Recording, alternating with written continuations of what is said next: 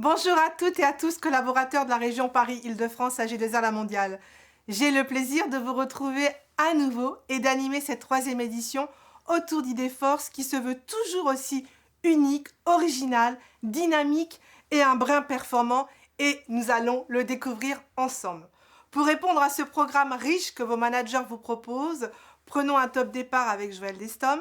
Nous retrouverons ensuite les 3 séquences que vous connaissez si bien. Mais si je vous dis le débrief, le direct et le profil de l'étape, qu'est-ce que cela évoque pour vous? Alors, et si nous donnions un petit coup de pédale pour aller voir un peu plus loin, pour voir ce qui se passe sur le parcours de cette journée? Eh bien, dans quelques instants, nous accueillerons notre grand professionnel du cyclisme qui porte avec fierté les couleurs d'AG2R Citroën Team, Vincent Lavenu, et qui sera notre invité d'honneur et ambassadeur de cette troisième édition. Démarrons avec le débrief avec Jean-Jacques Raffi et Philippe Giraudot pour faire un point de situation, et très rapidement nous entamerons un second temps avec le pôle appui direction, de vrais logisticiens de la direction régionale, tout comme un peu le pôle technique destiné aux cyclistes qui ont un rôle fondamental dans la préparation et l'accompagnement d'une course. Nous aurons le plaisir d'accueillir en duplex Muriel Barquin, assistante de direction, Étienne Bosse-de-Dor, attachée de direction, Virginie Cruz-Loureiro, assistante de direction, et Patricia Citruc, assistante commerciale. Le direct sera placé sous le signe de la mobilisation au service de la performance avec la superbe équipe du pôle Nord-Ouest. Nous rejoindra sur ce plateau Patrick Bénézon, directeur de développement. Il sera entouré de ses équipières, managers en duplex, équipiers aussi, Jérôme Coquillat, Guillaume Thibauvesque, Anne-Constance Mathieu Saint-Laurent, Caroline Raison. Les collaborateurs seront aussi présents: Xavier Fauconnet, chargé d'affaires entreprises, Agnès Deler-Snider, conseiller commercial et accompagnateur métier, Sabrina Feuillois avec une nouvelle mission de responsable régional auprès des conseils, et Alice de Vomicourt, conseiller commercial. Et dans le profil de l'étape, étape clé d'une course pour avoir les bonnes orientations pour terminer vainqueur. 2 actions majeures seront mises à l'honneur aujourd'hui: l'ouverture officielle de la plateforme digitale Idées Force qui sera présentée par Lucie Fréjou, responsable marketing régional. Et puis ce moment, vous l'attendez avec impatience: la découverte de vos nouveaux locaux parisiens en vidéo, en attendant de pouvoir en bénéficier à temps complet. D'un point de vue sanitaire, vous le comprendrez, chaque intervenant entrera et sortira du plateau avec son masque, et les interventions se feront sans masque car les règles de distanciation permettent ce mode de fonctionnement. Une désinfection des places se fera à chaque sortie de plateau, et nous mettons à disposition un gel désinfectant pour main en entrée de scène. Aujourd'hui, vous êtes, je crois, plus de 250 collaborateurs connectés à la plateforme de diffusion aux couleurs d'Idées Force. Je vous rappelle que vous pouvez suivre cette émission en direct avec la possibilité de réagir à tout moment, de poser vos questions via le chat proposé. Ce tour d'Idées Force #3 promet d'être rythmé, et si vous le voulez bien, accueillons ensemble le directeur régional Paris-Île-de-France, Joël Destom.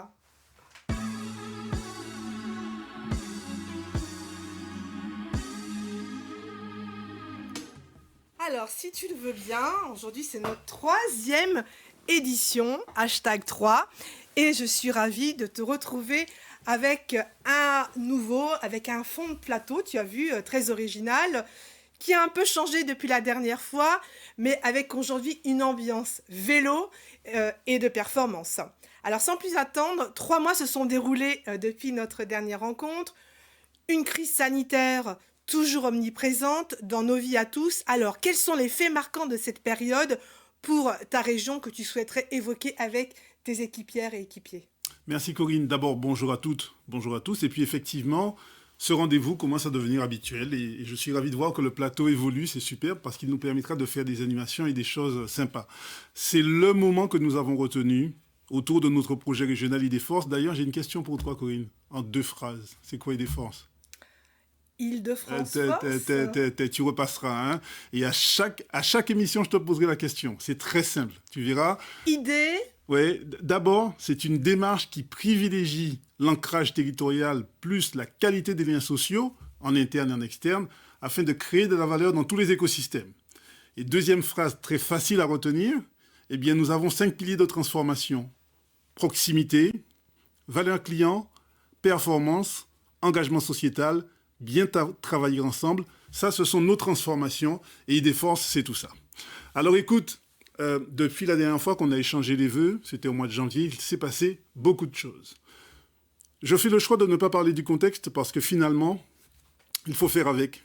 Il faut organiser notre quotidien en tenant compte de ce contexte, tout comme nos clients, nos prospects, nos partenaires. Donc j'ai envie de dire, la vie continue. Il s'est passé beaucoup de choses. J'ai envie de retenir 2 points significatifs. La mobilisation qui s'amplifie et puis toutes les réflexions que nous avons eues autour des objectifs commerciaux. S'agissant de la mobilisation, les équipes de la région, comme toutes celles de France, ont été sollicitées pour le premier baromètre post-déploiement de la transformation de la distribution. Et il s'agissait d'apprécier le ressenti des équipes. Alors, j'ai reçu un rapport très complet et je propose tout simplement de passer dans les équipes qui voudraient bien bénéficier d'une présentation complète. Et bien plus que de vous présenter les 5 thématiques associées à ce baromètre, j'ai souhaité privilégier les petits pas, les actions réellement engagées par les équipes au regard des questions qui avaient été posées.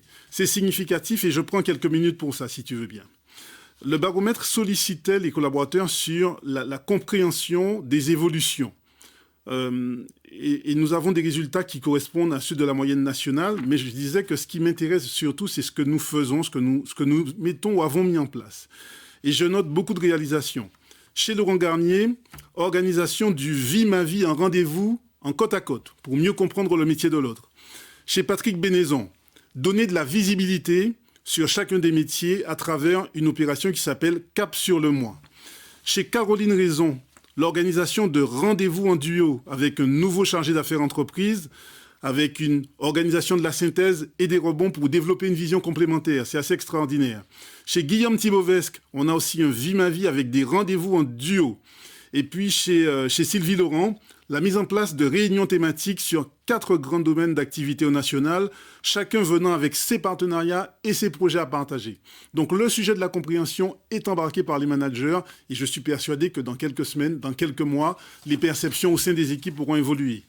S'agissant de la participation, en se demandant si on avait fait évoluer nos pratiques dans le cadre de la nouvelle organisation, le résultat de la région, il est un petit peu supérieur à la moyenne nationale, mais ce n'est pas ça le sujet. Ce qui me préoccupe, ce qui m'intéresse, ce pourquoi j'ai beaucoup d'attention et ce qui a beaucoup de valeur, c'est ce que nous faisons.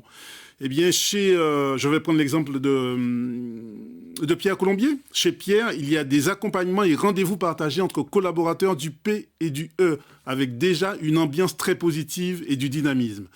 Chez Muriel Levachoff, il y a de la centralisation d'informations avec l'équipe de Sylvie, une volonté de digitaliser, sortir des gommettes et du papier pour aller vers des outils collaboratifs.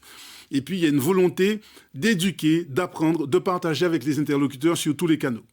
Il y a plein d'initiatives différentes. Je note aussi, chez Margarida, la volonté d'appeler des clients de portefeuille d'un collaborateur qui a quitté le groupe avec une annonce difficile à réaliser, lorsqu'on s'adresse à ses clients, mais surtout la volonté de transformer le moment en opportunité. Sur la dimension de la satisfaction, je suis confronté à des difficultés dans le cadre de la nouvelle organisation. Eh bien, la moitié des collaborateurs répondent qu'ils sont confrontés à ces difficultés, et ça me semble assez normal, mais encore une fois, je veux valoriser ce qui est fait, ce qui est engagé par les managers. Anne Constance, elle réalise un book digital en réunion. C'est extraordinaire. Stéphane Torrent décide d'accompagner et d'écouter ses managers en allant 1 jour par mois pour de l'accompagnement terrain avec eux. Il passe la journée, je l'ai audité là-dessus, du matin au soir, ça a beaucoup de valeur.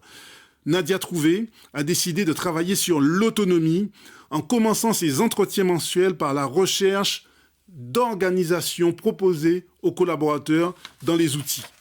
Et puis, ce baromètre sollicitait aussi les collaborateurs sur l'acquisition de réflexes autour de la transformation. Il s'agit clairement du rebond pour les collaborateurs. De multiples actions sont engagées dans les équipes et j'ai beaucoup d'espoir. Je vais juste relever celle qui est mise en place par Céline Goncalves, qui organise des ateliers avec le P, le Pro, le E, les alternants, pour établir un panorama des besoins avec des solutions, des contacts, proximité, tout ça en lien avec une plaquette groupe existant. C'est assez extraordinaire. Voilà, je pourrais encore décliner les exemples. Je vais terminer simplement par une opération qui m'a amusé, c'est celle de Gary Achard, qui a organisé une opération brûlure, où 2 conseillers par équipe sont en charge de retracer l'origine des enjeux, adhésion, gestion, d'identifier les anomalies et de proposer de bonnes pratiques pour que tout cela ne se reproduise plus. J'ai envie de dire que la mobilisation s'amplifie et ça, c'est très satisfaisant. C'est mon point 1. Mon point 2, les objectifs commerciaux. Et oui, premier trimestre, c'est celui pendant lequel on rencontre la direction commerciale et on doit forcément s'approprier quelque chose qui est essentiel pour l'ADR. On va se dire les choses en transparence. Les objectifs sont très élevés, très ambitieux. Pour la région, c'est plus 15% par rapport au réalisé 2020. Et sur 3 ans, 20, 21, 22, c'est plus 20%. C'est énorme.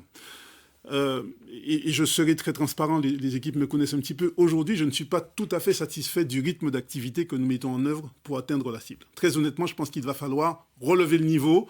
Et puis, on aura certainement des conseils tout à l'heure avec nos invités. Pour autant, il y a des choses que je retiens de ce premier trimestre qui sont assez extraordinaires. Je vais citer 3 exemples. Le tout premier, c'est Brigitte Morel. Brigitte, c'est son anniversaire demain. Mais ce n'est pas pour ça que je la cite. Brigitte, elle a plus de 25 ans de maison. Et sur le premier trimestre, c'est 145 000 € de PCP. C'est énorme. Alors que Brigitte était fortement contrariée par des problématiques de gestion qui, quelquefois, l'ont démoralisée. Malgré ces difficultés rencontrées, elle a répondu à la commande, honoré les objectifs conçus avec son équipe, et puis surtout, elle a continué à véhiculer une image exemplaire, même lorsqu'elle était affectée sur le plan de sa rémunération par des chutes de contrat. C'est tout simplement remarquable. Deuxième exemple, Sébastien Canor. C'est aussi son anniversaire demain. C'est pas pour ça que je le cite. Sébastien, il a 2 ans de maison. Eh bien, Sébastien, c'est un collaborateur qui, sur le premier trimestre, est au rendez-vous presque partout. Tous les entretiens réalisés attendus sont faits. Les affaires attendues sont au rendez-vous. Il a débloqué ses compteurs en santé et en obsèques. Et il a une PNA qui est au rendez-vous. Il n'a pas encore débloqué le compteur en CM, mais il a fait quoi? Il s'est rapproché de son manager et des collègues du pro afin de trouver les clés, de trouver les astuces et de monter en compétence sur le sujet. Ce que je vais relever également pour Sébastien, c'est que c'est un garçon qui est particulièrement agréable. C'est l'équipe qui me l'a dit. C'est l'équipe qui me dit, ce garçon est charmant. Et systématiquement, il a le réflexe du rebond avec la volonté de développer la vision 360. Donc, je suis optimiste. Et puis, 3e exemple, qui en appelle d'autres, c'est que nous avons embauché au mois de juillet 2 chargés d'affaires entreprises. Xavier Fauconnet, le premier, Samir Tahari, le 17 ou 18 février. Et ses collaborateurs, 2 mois après, développent déjà une vision 360 qui est optimale. C'est assez remarquable. Ils ont compris les enjeux et 2 mois après, ils ont un niveau d'activité qui est autour de 5 entretiens la semaine. Alors l'attendu est de 7-8, ils le savent et se sont engagés à vite arriver à cet attendu. Alors quand je vois de nouveau à 5-6, je me dis qu'il y a espoir. Je suis certain que dans quelques mois, ils seront au rendez-vous, d'autant que leur prospection s'adosse essentiellement à une recherche de nouveaux clients. Ils ne travaillent pas le portefeuille. Ils y vont et ça fait plaisir, ça donne envie. Voilà, je pourrais en dire beaucoup sur ces dernières semaines, Corinne. Je suis convaincu qu'en fin d'année, sur la dernière Web TV ou la première de l'année prochaine, on pourra retracer ces événements et je pourrai à ce moment-là exprimer de la satisfaction. Surtout que moi, j'ai pris les paris avec toi. Un podium, au moins 3e. Écoute, moi, ce qui me fait plaisir, au-delà de tous ces éléments, et puis j'entends ton sujet sur le podium, mais je ne te répondrai pas en cours d'année, c'est que nous avons de nouvelles recrues dans nos équipes, et je voudrais saluer Natacha Vandel, Dani Salguero, Dylan Dinigrio, Frédéric Gauthier, Adrien Vercheletto, Zoé Tersiquel, Géraldine Demezois-Roche, Bruno Balzan, et puis un coucou à notre stagiaire de l'Est, Abdoulaye Samaké. Je suis très fier de toutes ces équipes. Très fort. Pourtant, on ne s'était pas préparé sur ce coup-là. Merci Joël et merci vraiment pour cet encouragement auprès de tes collaborateurs. Et bien sûr, ce top départ plein d'énergie que tu viens de lancer avec des projets toujours aussi innovants. Je te propose de lancer notre émission avec le débrief.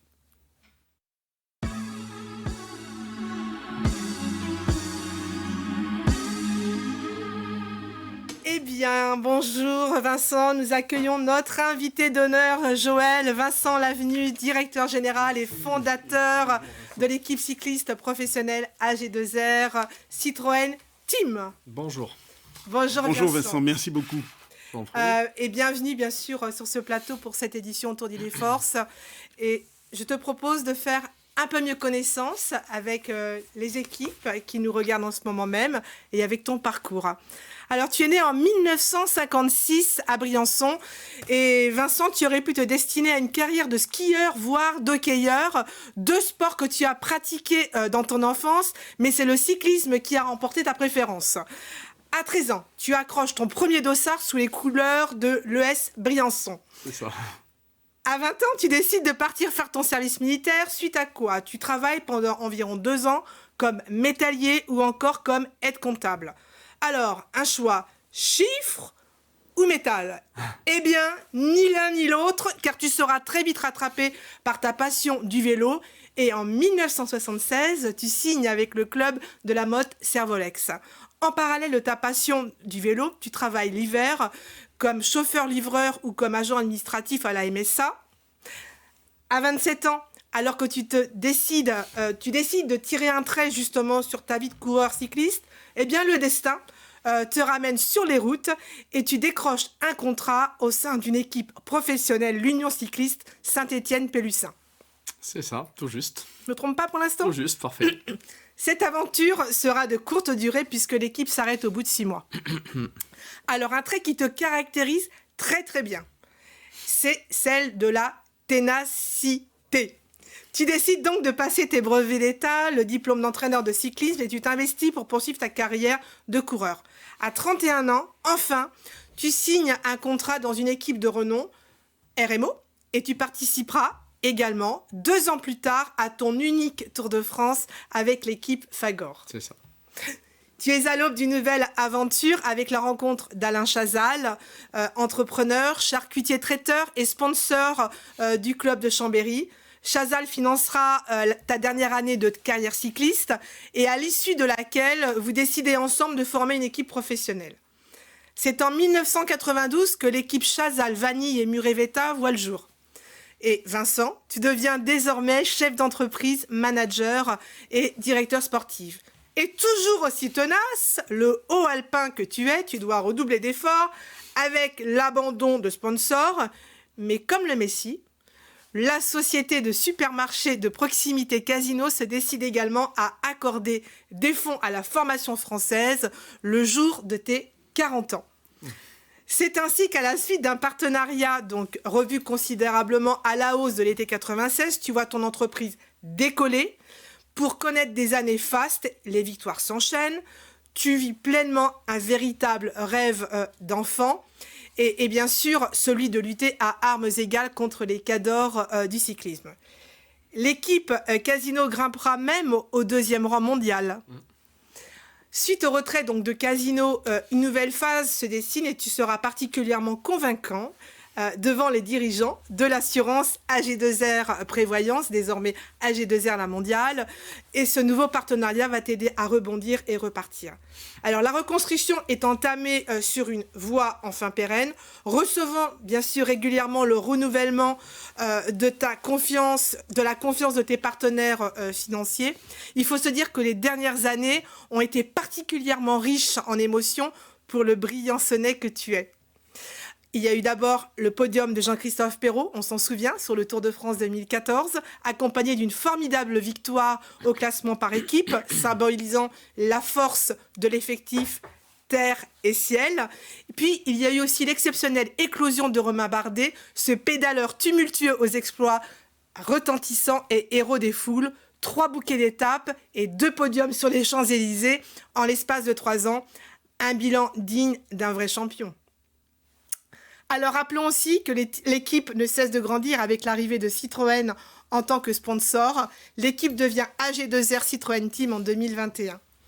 En conclusion, l'immense valeur de ces quelques résultats suffisent à illustrer le succès ininterrompu d'AG2R La Mondiale, mais d'un patron plus que jamais heureux et enfin serein. Bravo Vincent.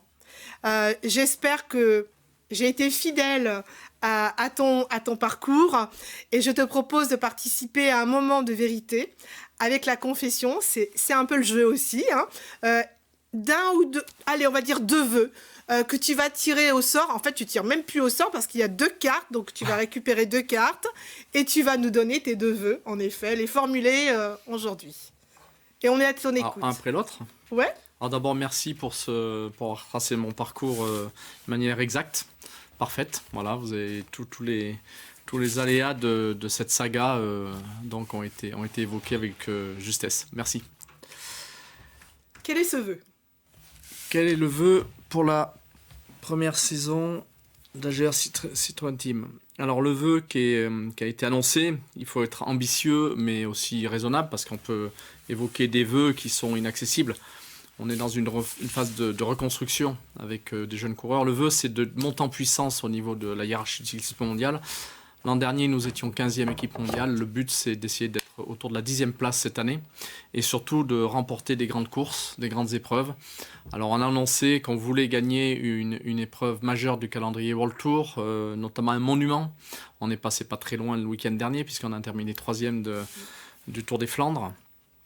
Et aussi bien évidemment briller sur le Tour de France parce qu'on sait que chacun attend à nouveau une victoire d'étape.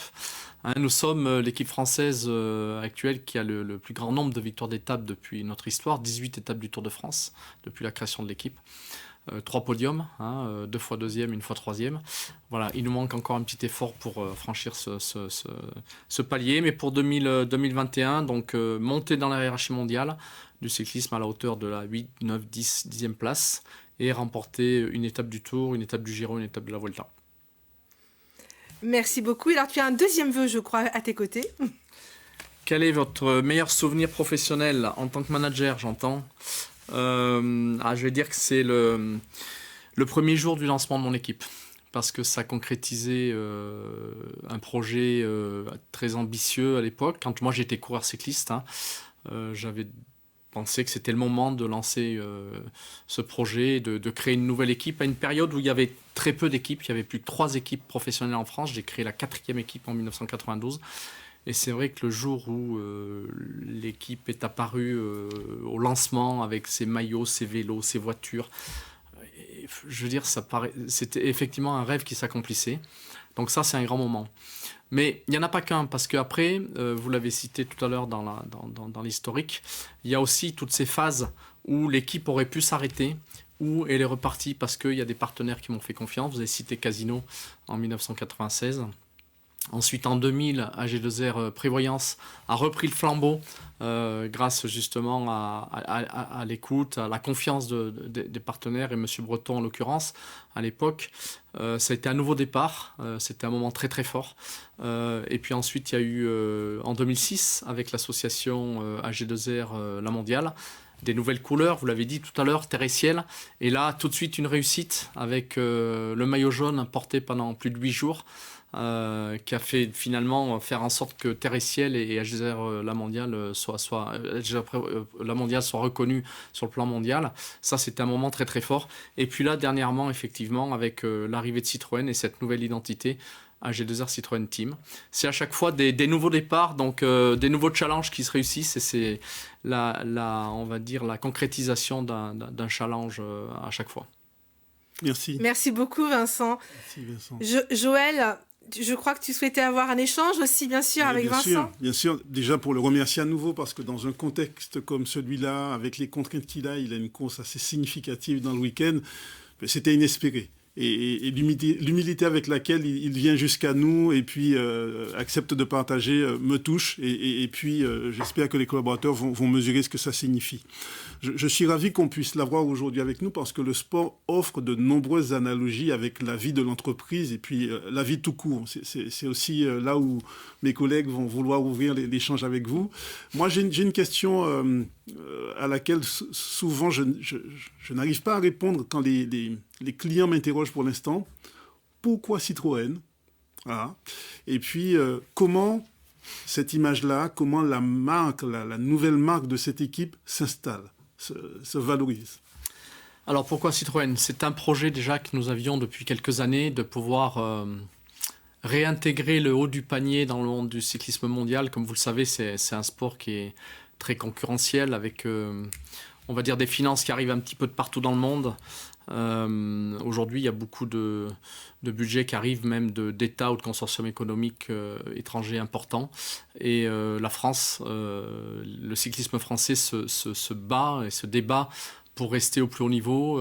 Et on a la chance d'ailleurs d'avoir évidemment la plus grande course du monde à nos côtés qui nous aide beaucoup.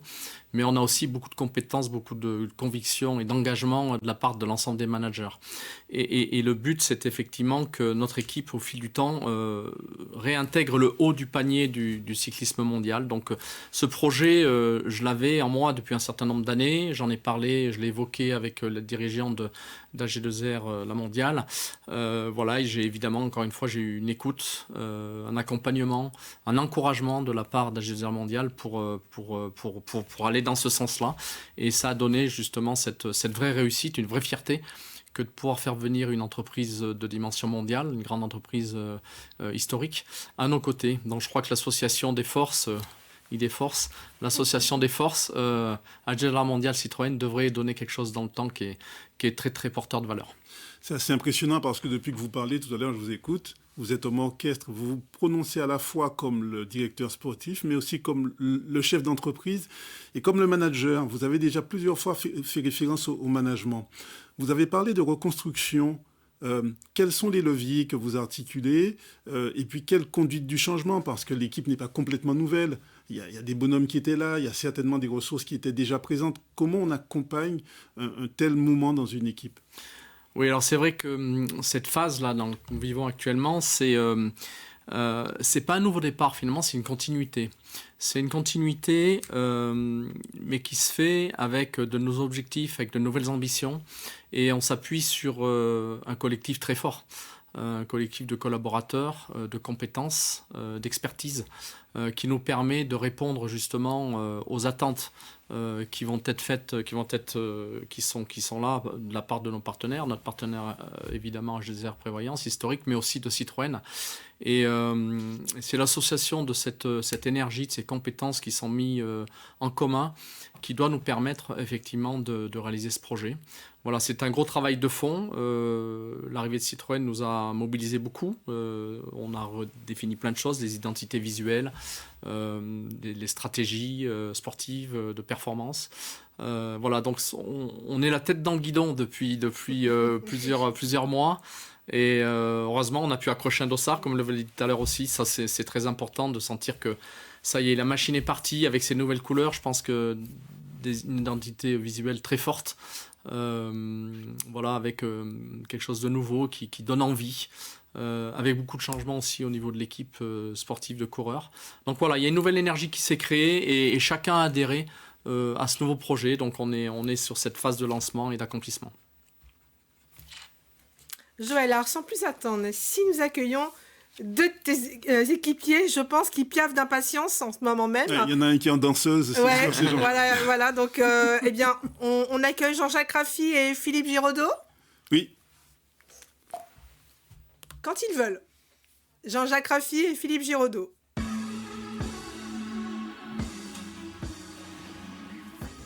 Bonjour messieurs, bienvenue à vous. Jean-Jacques, Philippe.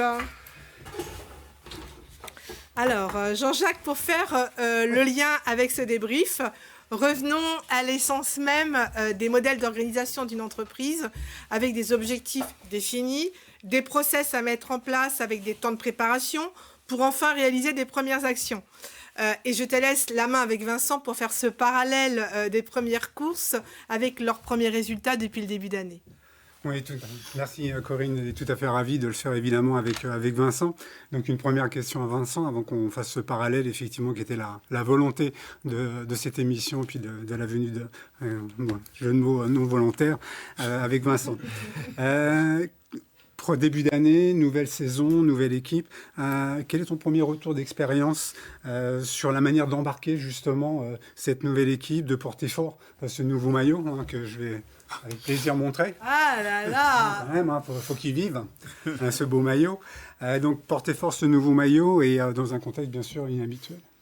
Oui, ben vous l'avez dit, par la dernière phrase que vous avez évoquée, hein, c'est une année très particulière, comme l'ensemble du monde le vit. C'est pas que chez nous en France, c'est l'économie, tous les secteurs d'activité sont touchés. Donc nous aussi, évidemment, il a fallu s'adapter dans ce contexte. Donc on a mobilisé toute notre énergie, tout notre personnel au service de ce nouveau projet. Et on est parti. Alors on a eu quelques stages qui se sont annulés. Donc on a fait rentrer 11 nouveaux coureurs cette année, ce qui est beaucoup. C'est la deuxième fois en 29 ans qu'on fait cela. Donc forcément, ça demande une certaine cohésion d'équipe, un certain collectif, et c'est pas forcément évident. Et là, cette année, notamment lors du stage qu'on a fait au mois de janvier en Espagne, on a pu réaliser effectivement toute cette cohésion d'équipe à force de travail, d'échange avec les différents secteurs d'activité. Bien sûr le sportif, d'abord on fait du sport, on fait du vélo, on veut de la performance. Donc les directeurs sportifs, les entraîneurs sont à fond pour pouvoir délivrer toutes ces stratégies et ces échanges. Et puis évidemment toute la partie communication, marketing, puisque c'était une nouvelle équipe, donc il a fallu se coordonner aussi avec les nouveaux partenaires. On avait une habitude de vie avec AG2R depuis un certain nombre d'années où ça fonctionnait très très bien. Et là, hop, il y a un nouvel acteur qui vient avec nous. Il faut redéfinir les choses, il faut se cadrer avec tout le monde. Mais tout ça s'est fait dans une parfaite ambiance, une belle harmonie, et on a pu débuter la saison, on va dire, de manière sereine. Et on a eu la chance aussi d'avoir un calendrier jusqu'à ici assez complet. Pas beaucoup d'annulations, il y en a eu quelques-unes, mais le calendrier majeur de la saison avec les grandes épreuves comme Paris-Nice, comme Tirreno, comme Milan-San Remo, où toutes les classiques ont eu lieu. Donc voilà, on a pu mettre ça en route en manière assez naturelle et finalement ça se passe très bien. Alors justement, Jean-Jacques, pour faire le parallèle avec l'expérience vécue d'AG2R Citroën Team, comment se positionne l'équipe ID-Force sur le premier trimestre? Un point sur votre trajectoire. Oui, déjà très heureux de faire ce parallèle avec notre équipe cycliste et puis notre équipe et nos équipes e-défense, parce que finalement nous aussi on a un nouveau maillot, une nouvelle orga, puis de nouveaux objectifs. J'ai bien entendu le haussement du niveau, on va en parler. Dans ce cadre-là, effectivement, dans le niveau d'organisation collective et puis individuelle, on a cherché avant tout dans ces premières volontés d'établir, en fonction bien sûr des directives et des attendus du groupe, ça c'est le premier point. En dynamique d'organisation collective, on a associé tous nos directeurs, nos managers, nos forces d'expertise, bien évidemment, afin de construire avec un rythme quadrimestriel toutes nos actions avec un mot d'ordre de facilitation, de priorisation. Dans ce contexte, essayer de faire simple, dans ce contexte aussi de transition. Pareil, on fait le parallèle avec cette transition.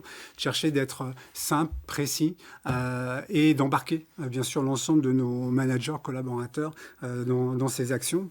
L'idée avant tout, c'est d'être au rendez-vous. On a fait l'exemple, vous parlez d'intégration. 11 nouveaux cyclistes, nous, c'est 10 nouveaux collaborateurs. Joël l'a évoqué tout à l'heure. C'est aussi donc des nouveaux modes d'animation collectif avec des journées multimarchés, avec des ateliers managers avec les expertises sur lesquels il a fallu travailler sur le fond et la forme pour vraiment donner un rythme et donner du sens dès le début de cette saison. Sur le plan individuel, ce qu'on a cherché à faire, c'est surtout un travail d'organisation, de synchronisation au regard de tous les entretiens annuels que l'on a fait avec tous nos collaborateurs, donc d'intégrer leurs attentes, d'intégrer leurs objectifs et de répondre avec eux. Je prends l'exemple des débutants avec bien sûr les accompagnateurs métiers, mais aussi des managers dans le cadre de leurs équipes, de structurer les plans d'action, les plans de route et les plans de course de chacun dès ce début de saison. C'était d'ailleurs dans le titre de l'invitation à cette émission autour du Tour. Voilà sur cette première partie qui me permet bien évidemment de passer la main à Philippe. Philippe. Merci, bonjour à toutes et à tous, bonjour. Moi je voulais revenir sur le premier trimestre de cette année qui nous a permis de structurer au niveau de la direction des expertises toute une démarche autour de la montée en compétences. Alors je vais citer quatre actions. La première, c'est déjà la prise en main parler des référents retraite et prévoyance de leur action, donc référents retraite autour du péri et du péro au sein des équipes commerciales, et je remercie Nora Saab et Kimberley Guigné, des référents prévoyance santé autour de la prise en main du RIA au sein des équipes, là aussi, et là je remercie Ouria et Emmanuel Thomé, qui ont animé ces formations. Le deuxième axe, c'est la nomination de 2 RAC à compter du 1er avril, de Sabrina Paganardi et Sabrina Feuillois, qui ont été nommés et donc qui viennent renforcer nos équipes. Alors, je rappelle que là, leur mission principale, c'est bien d'accompagner les conseillers auprès des cabinets d'expertise comptable. Alors aujourd'hui, la feuille de route de la politique partenaire est validée. On l'a validée ensemble avec un objectif majeur et important, là aussi, en croissance sur 2 ans, puisqu'on vise d'avoir d'ici 2 ans 35% de notre PCP en politique partenaire pour 8 250 millions d'euros. Le troisième axe, ça a été le maintien de l'accompagnement des conseillers et des assistants d'UE, et ce de façon hebdomadaire. Et ça, je rappelle que c'est quelque chose qui est unique en France en termes d'accompagnement. Là aussi, avec la présence nouvelle d'un directeur du développement, Stéphane Torrent, que je souhaite remercier pour sa présence et sa contribution. Innovation supplémentaire sur ce périmètre-là, c'est la présence, l'accompagnement des managers multimarchés, donc maintenant de façon mensuelle, de façon à ce qu'ils s'approprient donc les nouveaux contours de ce marché et puissent monter en compétences. Et, last but not least, une nouvelle sectorisation qui doit être mise en place avec une nouvelle bascule sur Celigence qui n'est jamais simple. Et quatrièmement, donc, un accompagnement spécifique des conseillers et des assistants d'UP auprès de Jean-Jacques et avec Jérôme Terrasson, là aussi avec un directeur du développement qui nous accompagne, qui est Patrick Bénézon et qui s'implique. Alors ce que je voulais dire, c'est que être en collaboration et en soutien du développement, ça veut dire beaucoup de choses, mais ça ne veut pas dire surtout ça veut surtout dire qu'on n'a pas vocation à rechercher la lumière et à être visible, mais au contraire d'apporter l'aide de façon sous-jacente et de mettre de l'huile dans les rouages auprès des conseillers qui en ont besoin et surtout au moment où il le faut. Alors justement, à ce propos, je crois que tu avais une question à Vincent, Philippe. Oui, naturellement, l'idée, c'est de se poser la question, c'est dans une équipe cycliste, on voit évidemment toujours les coureurs sur lesquels la caméra est focusée, et j'imagine qu'il y a autour d'eux toute une team, des spécialistes, des experts, et qui les accompagnent et qui leur permet justement de continuer à faire leur métier avec autant de brio. Bien sûr. Évidemment, ce qu'on voit devant la caméra, ce sont toujours le sport, les athlètes, c'est bien normal, c'est ce qui fait rêver aussi le public, les jeunes. Mais tous ces jeunes champions ou ces champions accomplis arrivent à obtenir des résultats parce qu'il y a des sommes de compétences derrière très fortes, très, très ancrées, très, très solides, très performantes. Donc en ce qui nous concerne, nous, on a 30 coureurs professionnels. Dans l'équipe pour le Tour, on a aussi une équipe réserve de jeunes coureurs avec d'ailleurs, ça c'est assez unique au monde. On a un centre de formation. Ils sont tous basés à Chambéry, ils font tous des études. On a 15 gamins qui sont là-bas, sur place. Ça, je suis très fier de cela parce que c'est une belle ressource pour l'équipe. Donc on a 30 coureurs professionnels et on a à peu près 70 personnes autour de ces coureurs pour pouvoir encadrer, accompagner, diriger. Voilà, on a à peu près 40 personnes de salariés et une trentaine de personnes qui sont des prestataires de services. Voilà, notamment les kinés, les médecins, des choses comme ça qui interviennent un certain nombre de jours dans l'année. Voilà, donc pour que ça fonctionne, évidemment, il faut coordonner les corps de métier au service de la performance, au service aussi de l'efficacité de l'entreprise. Et tout ça se fait grâce un peu à l'expérience que nous avons acquis durant ces 29 dernières années, mais aussi à notre capacité à nous remettre en cause, à regarder ce qui se passe un peu partout dans le monde, parce que, comme je vous l'ai dit tout à l'heure, vous avez des groupes très très forts qui sont venus d'Angleterre ou de je ne sais où, des Émirats arabes ou autres, qui nous amènent plein de nouvelles idées auxquelles il faut répondre. Les coureurs, eux, sont évidemment très demandeurs des dernières technologies, des dernières innovations. Donc il faut être aussi proactif pour pouvoir...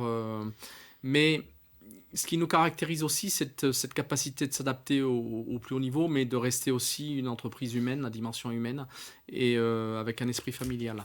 On y tient beaucoup. Je crois les gens sont bien chez nous.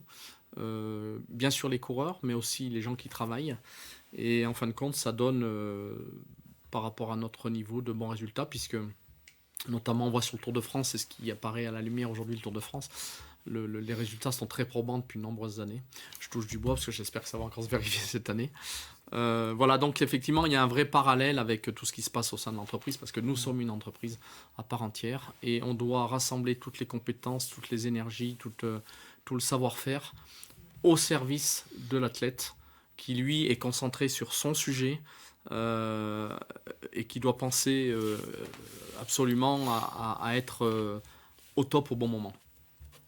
Merci. Là, merci beaucoup Vincent. Jean-Jacques, justement pour AG2R La Mondiale, Paris-Île-de-France, quels sont les bons enseignements de vos premières actions? Alors comme l'équipe cycliste, première course, premier résultat, première victoire. Il ne faut pas les oublier, parce que ce nouveau maillot a déjà commencé avec de belles victoires. Nos premiers résultats... Ils sont affichés ici même, voilà. Plus, que nous Oui, voyons. tout à fait. Sur ces premiers résultats, ce qu'on peut dire, déjà un trimestre qui est passé très très vite, effectivement, qui nécessite toutes nos attentions au regard de cette maîtrise du temps.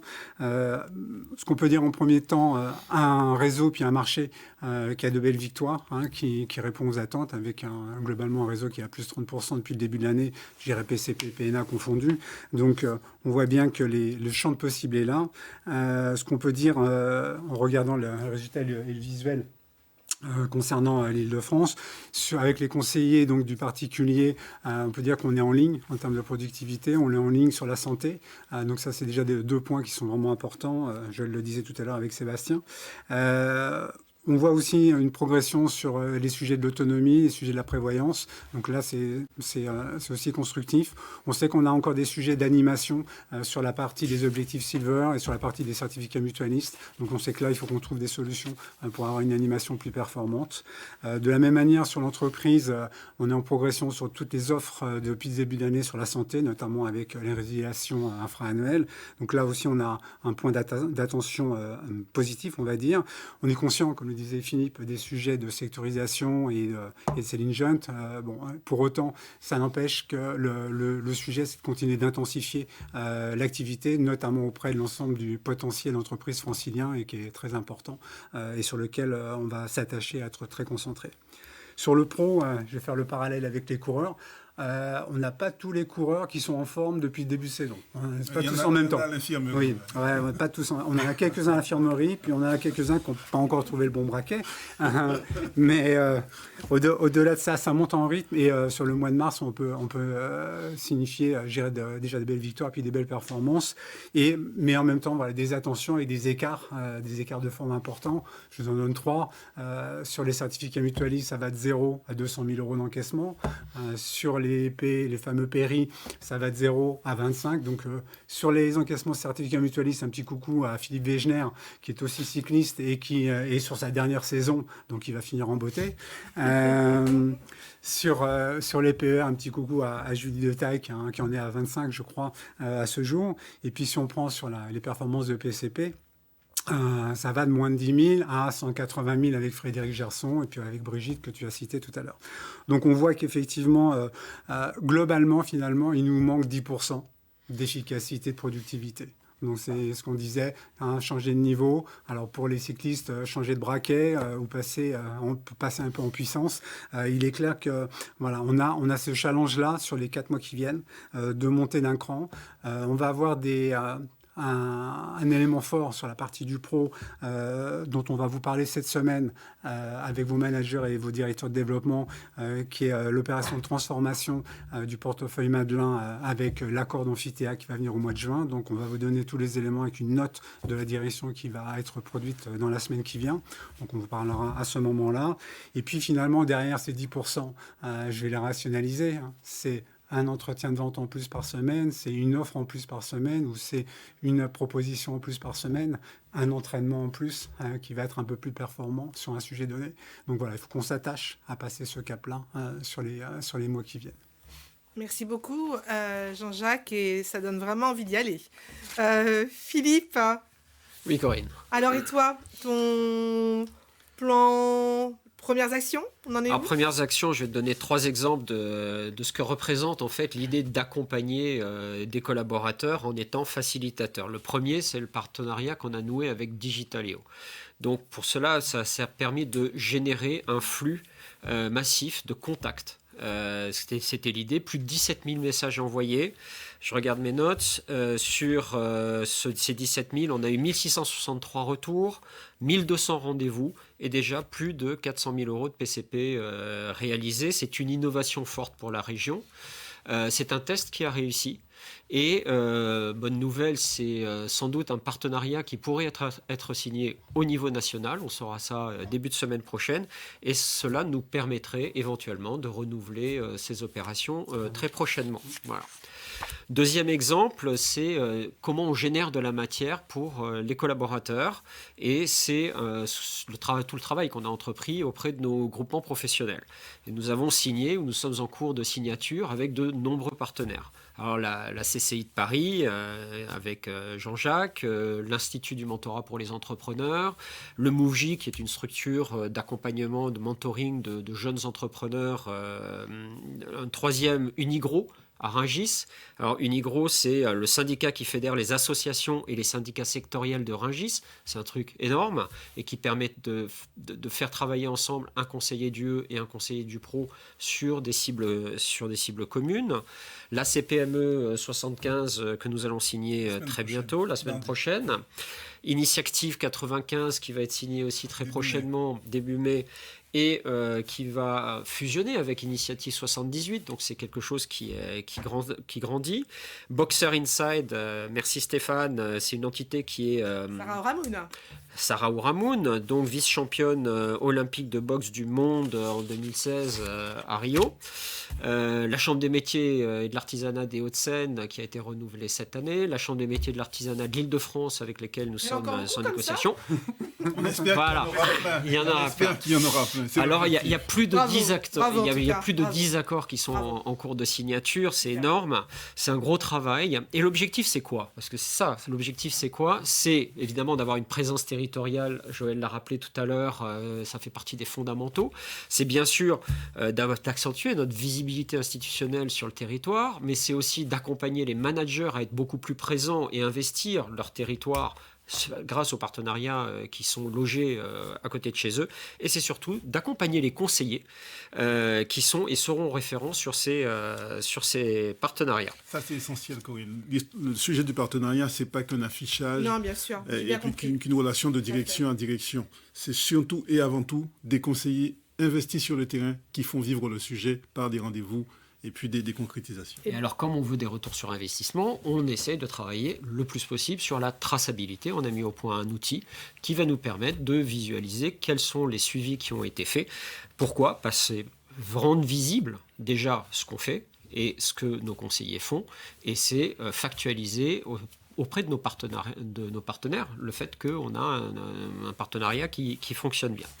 Troisième exemple, c'est le fait que nous renforçons notre équipe courtage régionale avec la nomination d'une nouvelle conseillère, Amel Téniche, 2 nouvelles technicos, Graziella Robert et Saïda Afonso. Et enfin, nous sommes toujours dans le process de recrutement d'un 4e conseiller commercial. Donc, je rejoins ce que disait Vincent tout à l'heure. Sur le courtage, oui, sur le courtage. Mais globalement, pour conclure cette partie-là, il faut se préparer, il faut anticiper, il faut accompagner et entraîner, Jean-Jacques l'a bien dit, et suivre, tracer et évaluer, parce que tout ce qui se mesure s'améliore. N'est-ce pas, Joël? Merci beaucoup. Et Jean-Jacques, je vais donner en quelques mots pour clôturer cette séquence-là. Oui, non, je pense que tout a été dit déjà avec Joël, enfin pas tout, mais je crois qu'on est déjà un peu limite dans le timing, donc je ne vais pas passer mon tour, mais comme je l'ai dit, faut qu'on change un tout petit peu de braquet, on doit se concentrer un peu plus, on va le revoir tout à l'heure avec les équipes aussi de Patrick. Je te fais le résumé, Jean-Jacques. Voilà. On a plus 15 à faire cette année, on a un petit retard de moins 10. Alors, Voilà. messieurs, Donc, on va je vais travailler vous sur le quart de, départager. on va travailler sur le quart de tour. Messieurs, je vous départager. Donc, dans ce débrief, nous venons d'évoquer justement les résultats et actions réalisées. Merci beaucoup. Depuis ce début d'année avec Paris-Île-de-France, les structures entreprises fonctionnent avec des ressources, hein, nous le savons, des ressources appui, en accompagnement des ressources opérationnelles. Et je te propose, Joël, si tu veux bien, dans cette nouvelle séquence, de partir à la découverte du pôle appui de direction de Paris-Île-de-France. Et moi, j'ai une première question. Pourquoi un pôle appui de direction et comment, et surtout comment tu l'as structuré? Écoute, pourquoi j'ai retrouvé quelque chose d'assez intéressant dans l'équipe cycliste. 30 coureurs professionnels, 70 personnes autour. Lorsqu'on a imaginé la transfo de la Distrib, je me suis dit un collectif managérial avec 3 directeurs de développement, 2 directeurs des expertises, un DR des adjoints. Il fallait autour qu'il y ait une logique de centre de service. C'est comme ça que ça a été pensé et l'équipe a adhéré. Alors l'organisation finalement, c'est le résultat de la co-construction avec ses collaborateurs qui connaissent très bien leur job, qui souvent, toujours presque, travaillent dans l'ombre et ont envie de bien faire. C'est dommage qu'ils ne soient pas connus, mieux connus, plus connus. Donc j'espère qu'à l'issue de cette séquence, ça va être bon. On y va? On y va. On va les accueillir. Accueillons notre duplex appui de direction avec Muriel Barquin, assistante de direction, Étienne Bosse-de-Dor, attaché de direction, Virginie Cruz-Lorero, assistante de direction, Patricia Citruc, assistante commerciale. Bonjour à vous 4. Je suis ravie de vous retrouver. Vous êtes magnifiques avec votre très belle chemise Idée Force. J'ai une première question, Muriel. Quelle est l'origine du pôle de direction, son rôle dans la direction régionale? Bonjour Corinne, bonjour à tous. Je vais vous raconter l'origine et le rôle du pôle appui direction. Avec la transformation de la distribution qui a été mise en place en septembre dernier, le pôle appui direction a été créé pour les membres du CODIR et il a été lancé par le séminaire de fin août dernier. S'en est suivi une réflexion commune qui a été menée sur le partage de nos connaissances. Et nous avons recensé les actions, les activités, les expertises de chacun et chacune. Celles-ci sont organisées telles que nous allons vous les présenter. Et compte tenu de l'actualité régionale du moment, je vous propose un focus avec mes collègues présents en duplex. Bonjour Étienne. Bonjour Muriel, bonjour à tous. Bonjour Étienne. Peux-tu nous exposer ton rôle au sein du pôle appui direction ? Et en fait, j'interviens principalement sur les aspects budgétaires, matériels, logistiques, organisation interne, par déviation de Joël et en relation avec les directions centrales, la comptabilité, le contrôle de gestion, la DRH, la DIMEX. Et quelles sont les modifications qu'a apporté la transformation de la distribution dans ton travail quotidien ? Alors, par exemple, je suis venu renforcer le pôle recrutement à l'automne dernier, car cette année, nous avons des objectifs d'embauche élevés. Sur un autre sujet, j'accompagne en ce moment l'organisation du transfert des sites parisiens en collaboration avec la DIMEX afin d'anticiper au mieux et apporter des solutions, un rôle de facilitateur en quelque sorte. D'ailleurs, sur le sujet, n'hésitez pas à me solliciter pour le déménagement. Je répondrai directement ou ferai le lien avec les services concernés. Merci. Virginie, peux-tu nous exposer ton rôle au sein du pôle appui direction et de correspondante RH ? Oui, bien sûr. Bonjour à tous, bonjour Muriel. Mon rôle au sein du pôle appui direction est principalement correspondante RH, c'est-à-dire la gestion des ressources humaines, telles que les arrêts de travail, les absences, ainsi que les badgeages des collaborateurs, mais également la partie logistique, comme les fournitures et les cartes de visite. J'interviens également au niveau des réunions politiques territoriales, telles que la réunion territoriale, ainsi que sur l'approche commerciale et ainsi qu'au niveau du pôle expertise. Mais comment sont organisées tes tâches aujourd'hui au sein du pôle appui ? Alors oui, en effet, la création du pôle appui direction a modifié ma gestion du temps et d'organisation afin de répondre mieux aux attentes des membres du CODIR et des collaborateurs, mais tout en conservant mes tâches auprès du pôle expertise, support, en relation avec Monsieur Giraudot, Delphine Delage et François Fernic. Merci Virginie. Merci à vous. Bonjour Patricia. Bonjour Muriel, bonjour à tous. Peux-tu nous exposer ton rôle au sein du pôle appui direction ? Alors, Au sein du pôle appui de direction, je m'occupe essentiellement du recrutement en tant que référente et j'ai aussi d'autres missions comme la formation et la politique partenaire. Et tu peux nous exposer l'organisation et ton rôle sur le recrutement et quels sont les objectifs en 2021?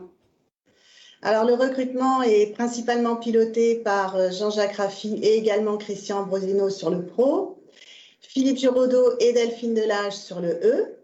Au niveau opérationnel, je travaille en équipe. Je partage mon activité avec Étienne Bosdedor et il y a 3 assistantes dont la mission spécifique est le sourcing. Il s'agit de Stéphanie Moreau, Laetitia Vaillant et Virginie Alès. En ce qui concerne les objectifs, cette année, ils sont de 20 conseillers à recruter sur le pro et 4 sur le E. À ce jour, nous avons déjà recruté 7 conseillers sur le pro et 2 sur le E. Donc, il nous reste plus de la moitié de l'année pour réussir à atteindre nos objectifs. Merci Patricia. Merci Muriel, merci à tous. Bravo à vous 4 en tout cas. Mais nous n'avons pas terminé, bien sûr, parce que Muriel, alors je crois qu'il y a une photo là que j'aimerais bien voir là à l'instant même, sur la photo appui direction, et on s'aperçoit que sur cette photo, vous n'êtes pas que vous 4, vous êtes d'autres aussi. Oui, il y en a encore d'autres. Nous sommes 8 au total au niveau du pôle appui direction.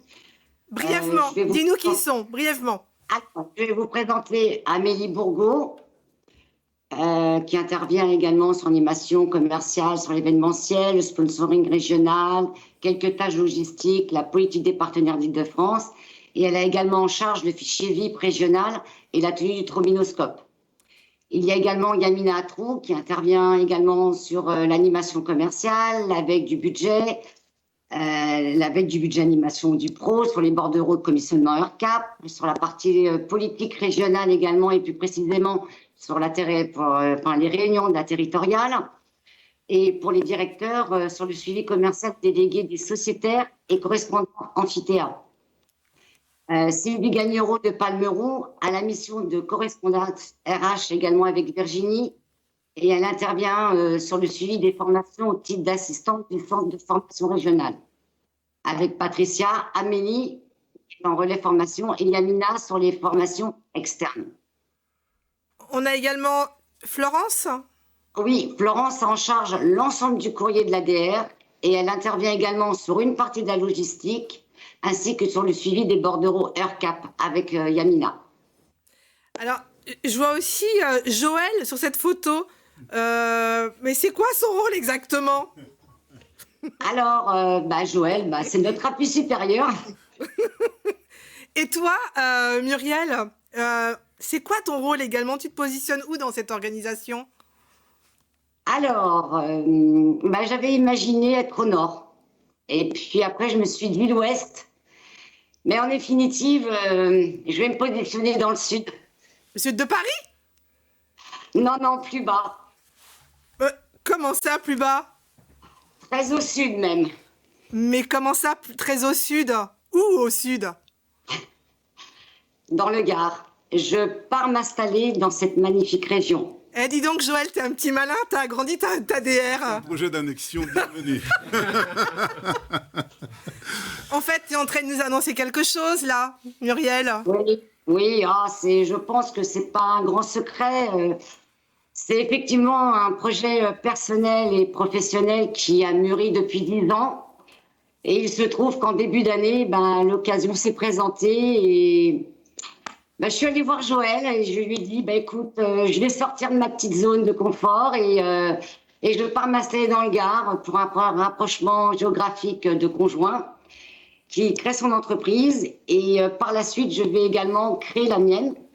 Donc, je m'attends à voir mes collègues du pro de la région d'Occitanie venir me faire une petite visite.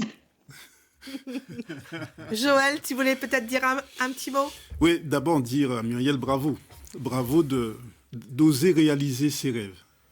Elle a un rêve qu'elle poursuit depuis quelques années. Elle a décidé de sortir sa zone de confort parce que c'est vraiment ça le sujet. Et puis elle décide d'entreprendre. Je trouve ça louable. Vraiment, ça crée l'admiration.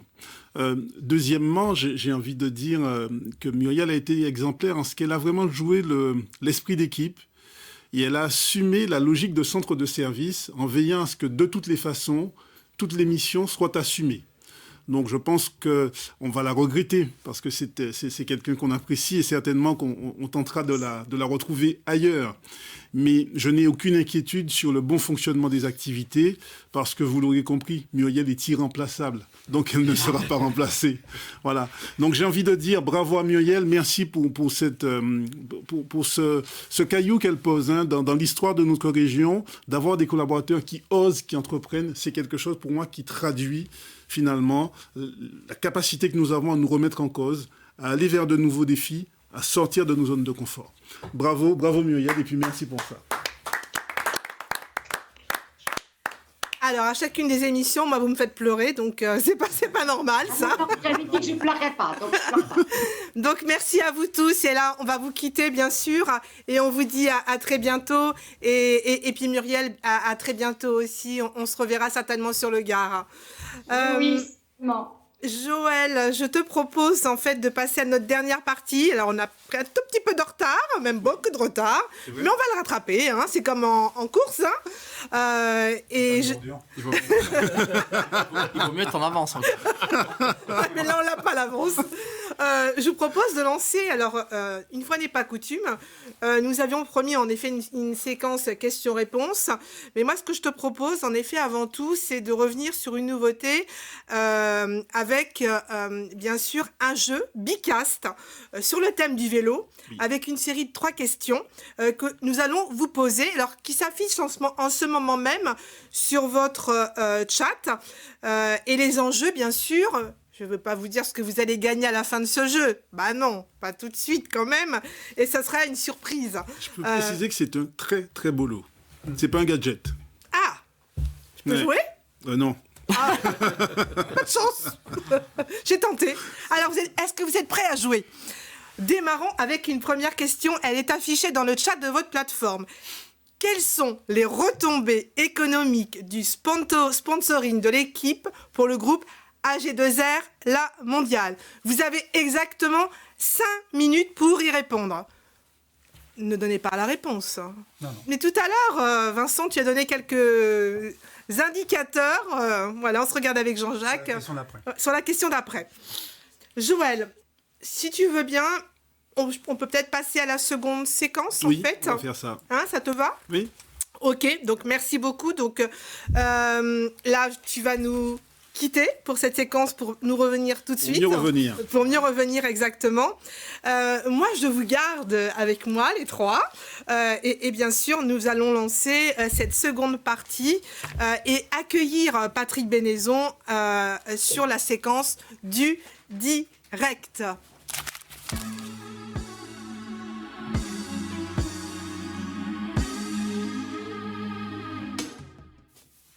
Alors, pour cette séquence, le direct, messieurs, vous avez souhaité mettre à l'honneur le pôle nord-ouest, car il est de coutume de mettre en avant un pôle de la direction de Paris-Île-de-France, bien sûr, et Patrick nous a rejoint à l'instant même.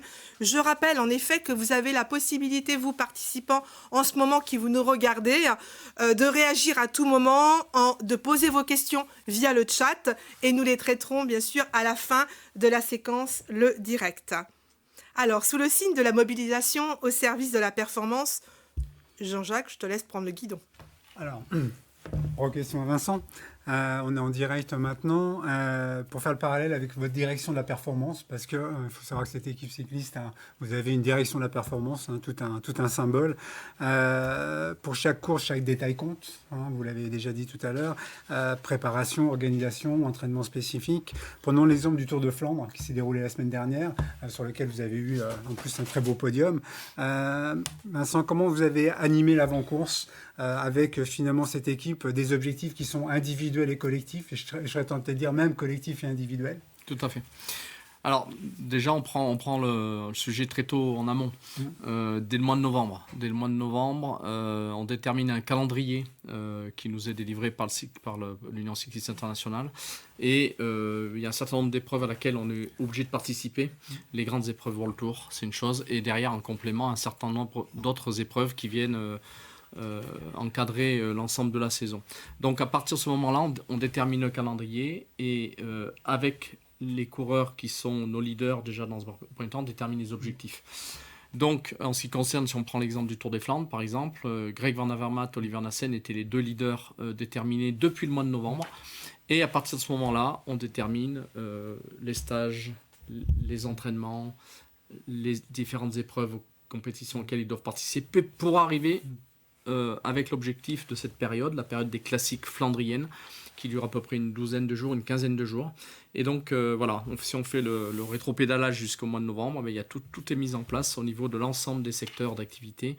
D'abord, bien sûr, les entraînements, d'abord, la direction sportive, la stratégie, toute la partie matérielle aussi, l'accompagnement de notre marque de cycle BMC, les études en soufflerie, et aussi toutes les compétences derrière, les kinés, les ostéopathes, les nutritionnistes. Aujourd'hui, la nutrition a un impact très très important au niveau de la performance. La psychologue qui vient aussi des fois dénouer des situations, ce sont des athlètes de haut niveau qui sont aussi quelquefois fragiles, qui peuvent avoir aussi des problèmes familiaux, des choses comme ça, donc il faut arriver à mettre tout ça en place. Et donc voilà, on part du mois de novembre, on va jusqu'à l'objectif, et entre-temps, il y a l'ensemble des compétences qui sont mises au service d'équipe qui viennent accompagner ces coureurs.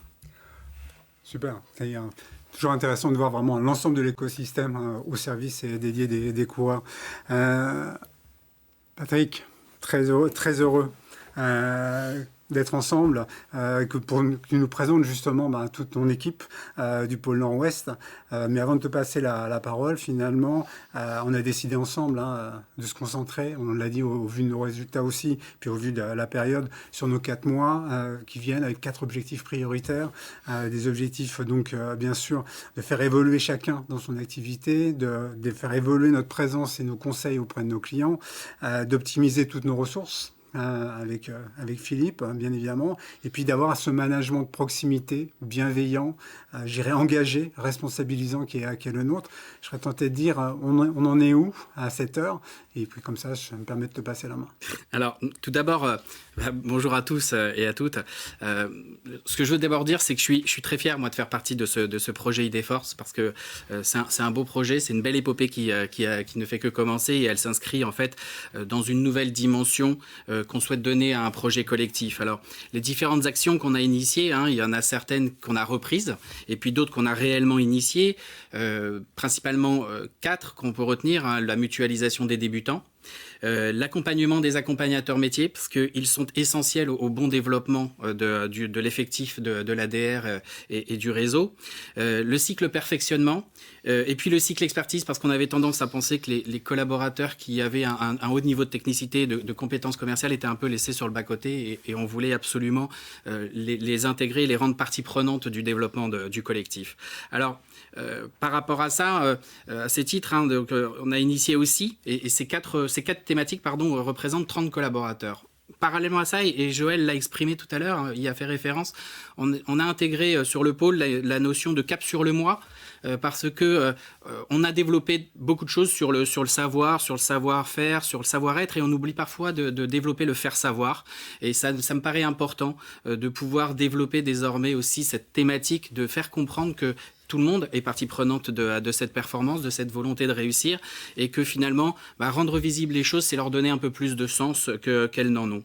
Alors, l'acculturation qu'on essaye de faire aussi à travers le cap sur le mois entre les marchés, elle participe d'une volonté de créer ce collectif, et finalement on ne peut créer un collectif, un échange, un partage, les fameux rebonds, que si on comprend le métier que fait l'autre, et donc le cap sur le mois il contribue un tant soit peu, parallèlement à ce que Joël aussi a indiqué tout à l'heure dans le cadre des initiatives faites par chaque manager et qui s'inscrivent dans cette logique. La compréhension de l'autre, du métier de l'autre, elle doit se faire au service de la performance, et avant tout aussi au service du client, parce que et c'est tout l'enjeu de la réorganisation du réseau, c'est bien d'avoir mis le client au centre du dispositif. D'un point de vue commercial, très rapidement, 3 grandes thématiques aujourd'hui, si on veut rester quand même par typologie de clientèle et de métier en quelque sorte, Digitaléo dans le cadre des collaborateurs du Pro, tout ce qui a trait à l'action multi-équipement aujourd'hui qui a été initiée dans le cadre de la clientèle du P, et puis l'ARIA dans le cadre du E. Et je suis assez convaincu qu'on doit absolument avoir un positionnement offensif sur l'ARIA, parce qu'il ne s'agit pas de garder et de sauvegarder notre territoire, parce que ce ne sera pas possible. Hein, la concurrence va être féroce. Si on n'est pas plus féroce qu'eux, on se fera manger tout simplement. C'est aussi simple que ça finalement. Alors les compétences et les solutions, elles sont là, on le sait tous. Ce qui fera la différence fondamentalement, c'est notre mobilisation au service de la performance individuelle et de la performance collective. Et les managers et moi-même au niveau du pôle, mais en réalité toute la ligne managériale de l'ADR dans ce même mouvement, avons initié un certain nombre de choses et avons beaucoup travaillé sur ces sujets. Alors, 4 leviers ont été définis principalement sur ce sujet. On va aller les voir. Et je vais justement les solliciter, puis mettre à contribution ceux qui les ont mis en application. Alors, en premier lieu...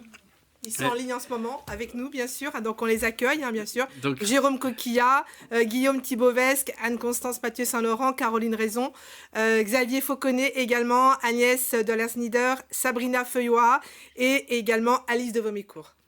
Bien, donc bonjour à tous et content de vous voir, même si donc à distance. L'embarquement, Jérôme, puisque c'est avec toi qu'on va évoquer ce premier levier, on l'a actionné et en fait, ce que je voulais savoir, que tu partages avec nous, c'est quelles actions concrètes tu as initiées au sein de Paris Opéra avec tes collaborateurs.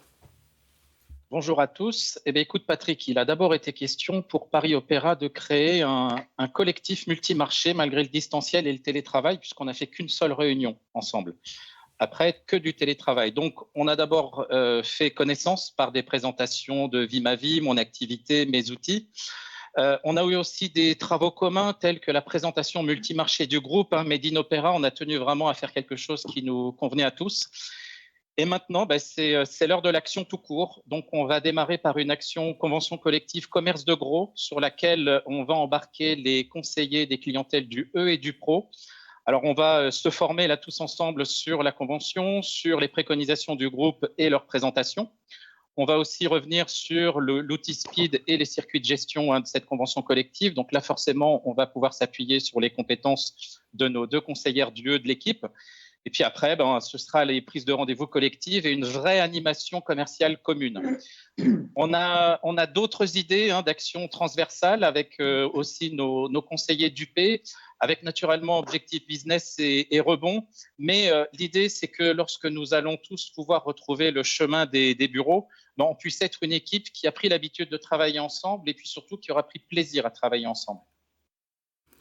Bien, merci Jérôme. Je passe la parole à Guillaume. La notion de partage dans un contexte multimarché, c'est quelque chose d'important. Comment est-ce que tu as favorisé le partage au sein de Rive Ouest et comment ce partage bonifie la performance selon toi ? D'abord, j'ai organisé un séminaire d'intégration permettant de rassembler toute l'équipe. Il en est ressorti un grand moment de convivialité et de partage. Et pour l'anecdote aussi, on retiendra qu'on a pu ressortir aussi ensemble avec une playlist musicale commune. Plus récemment, en tout cas, pour répondre à une demande exprimée par l'équipe et favoriser les rebonds commerciaux entre tous, j'ai mis en place une action de rendez-vous entre collaborateurs, mais aussi de travaux en commun sur des dossiers. Une action commune de Clarisse, qui est notre chargée d'affaires entreprise, et Agnès, notre conseillère commerciale, auprès d'une créatrice d'entreprise qui s'inquiétait de la bonne mise en place de ces solutions pour ses salariés. Justement, entre elles, le débriefing et la synergie commune ont permis de rassurer la créatrice d'entreprise en lui apportant tous les éléments de réponse à ses préoccupations. Cela a ainsi facilité la relation commerciale. Et puis, pour ta deuxième question, ces rendez-vous duo favorisent la performance relationnelle. Ils permettent à chacun de mieux connaître les environnements des uns et des autres, les méthodes, les contraintes, mais aussi les solutions dont ils disposent au bénéfice des clients. Merci Guillaume. Alors, bonjour Anne-C, les ressources et les expertises qui sont de qualité dans notre DR, elles ont vocation aussi de contribuer à améliorer les résultats. Est-ce que tu as un ou deux exemples concrets d'impact positif à nous partager ? Oui, bonjour à tous. J'ai deux exemples justement. Nous avons sollicité l'appui d'un REP sur un dossier important et il a été très bénéfique de pouvoir travailler en synergie avec le REP, le conseiller et le manager. Ce travail a permis de vendre, en plus de l'épargne, une solution retraite au bénéfice de l'enfant majeur et à charge fiscalement du client, ce qui n'était pas prévu à la base. Autre exemple, les assistantes de secteur font un point régulier avec les débutants pour qu'ils se familiarisent avec nos outils, le remplissage des adhésions, la dématérialisation. Et sur le Valois, les assistantes sont dans l'open space. Et quand les conseillers ont vu ce qu'elles apportaient aux débutants, cela leur a donné envie pour certains de pouvoir en bénéficier, également afin d'améliorer la gestion de leur dossier, ce qui a pour conséquence une amélioration directe avec le client. Voilà deux exemples concrets d'apport en provenance des ressources et des expertises qui ont eu un impact supérieur à l'attendu. Merci Anne. Bonjour Caro. Alors, le pilotage est le quatrième levier principal. Hein. D'ailleurs, on confond parfois suivi et pilotage. Quelle application pratique as-tu développée dans ton périmètre ? Bonjour Patrick, bonjour à tous. Effectivement, le pilotage, c'est regarder devant et savoir où nous allons. Il s'organise autour du collectif en équipe avec des résultats globaux, mais c'est important d'avoir un pilotage individuel et personnalisé. Ça permet en fait de valoriser les réussites individuelles et de pouvoir aller chercher des basiques métiers qui fonctionnent bien et qui puissent ensuite être partagés en bonne pratique lors des ateliers métiers ou multimarchés. En termes de pratique, quand la trajectoire sur les objectifs n'est pas forcément atteinte ou dévie, j'accompagne le collaborateur afin qu'on puisse mettre en place un plan d'action pour l'aider à raccrocher ses objectifs personnels. Et ça se tourne aussi autour du qualitatif et du quantitatif. Je voulais faire le point par rapport au pilotage qualitatif, c'est notamment par rapport à la qualité des adhésions. Ça permet d'avoir un suivi client de qualité, mais surtout d'avoir des collaborateurs qui sont sereins et libres de toute contrainte. Et avec Nathalie, on a mis en place des ateliers de travail sur les process adhésion, sur les documents à utiliser, sur des pas à pas en partage d'écran Teams, sur des compléments d'adhésion pour les collaborateurs. Et on se rend compte grâce à ça qu'une bonne préparation en amont apporte des résultats positifs. Et en termes de bonnes pratiques utiles, c'est l'attestation de signature, car 9 fois sur 10, ça nous est demandé quand on envoie les adhésions au siège. Et les critères qualitatifs rentrent vraiment dans le pilotage parce que ça permet d'avoir des conseillers qui sont sereins, qui sont disponibles et surtout qui sont efficaces dans leur business. Et autre point important, dans le pilotage, les félicitations et les encouragements sont des points importants parce que ça permet de développer une dynamique collective.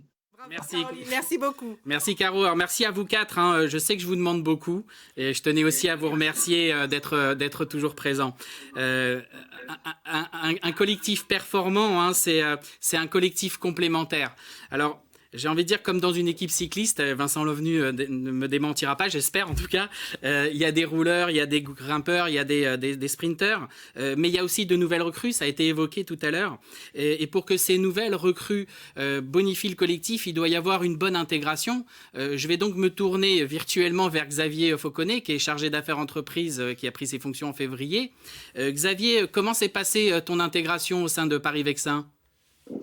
Bonjour Patrick, bonjour à tous. Écoute, l'intégration s'est parfaitement passée. J'ai ressenti un accueil très chaleureux, malgré la crise sanitaire, bizarrement. J'ai pu bénéficier d'un management de proximité grâce notamment aux outils qui nous permettent d'être au jour le jour au contact des supérieurs. Et puis aussi parce qu'il y avait une anticipation sur l'organisation de mes supérieurs en amont de mon arrivée dans le groupe.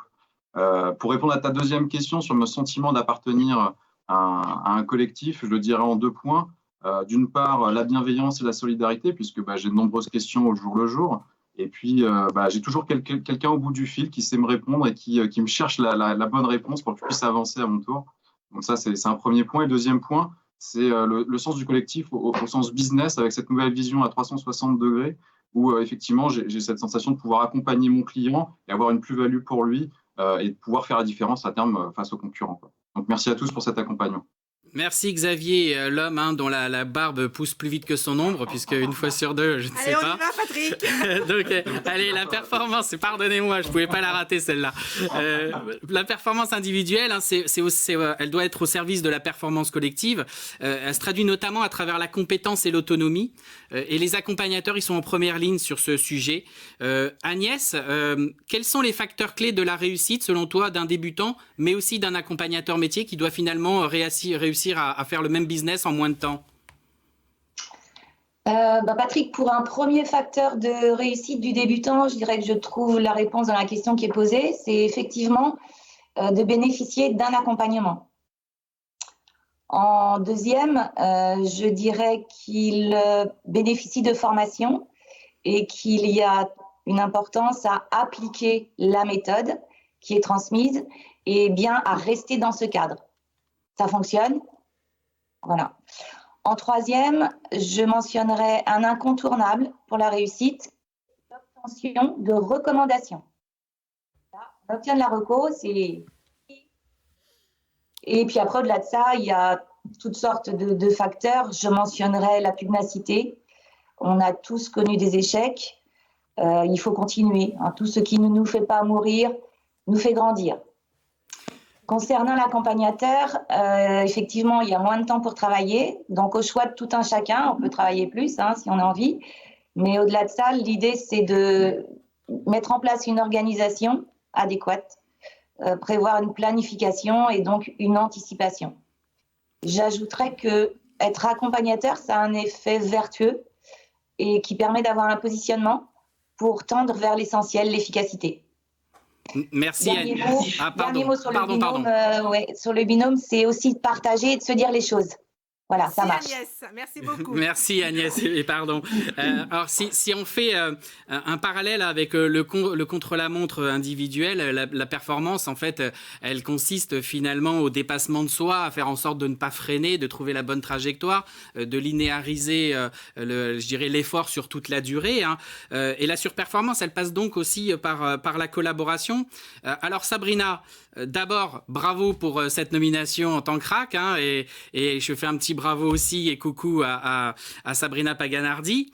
Quelle est la vision que tu portes sur ta nouvelle mission au profit de la performance de l'ADR? Et rapidement, dans une deuxième question, comment est-ce que tu penses bonifier le collectif des RAC qui est déjà de qualité?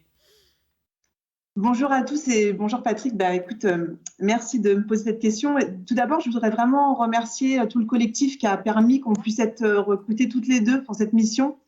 Je pense qu'on va avoir pas mal de travail et on ne sera pas assez de 5 RAC dans la région parisienne pour l'accomplir.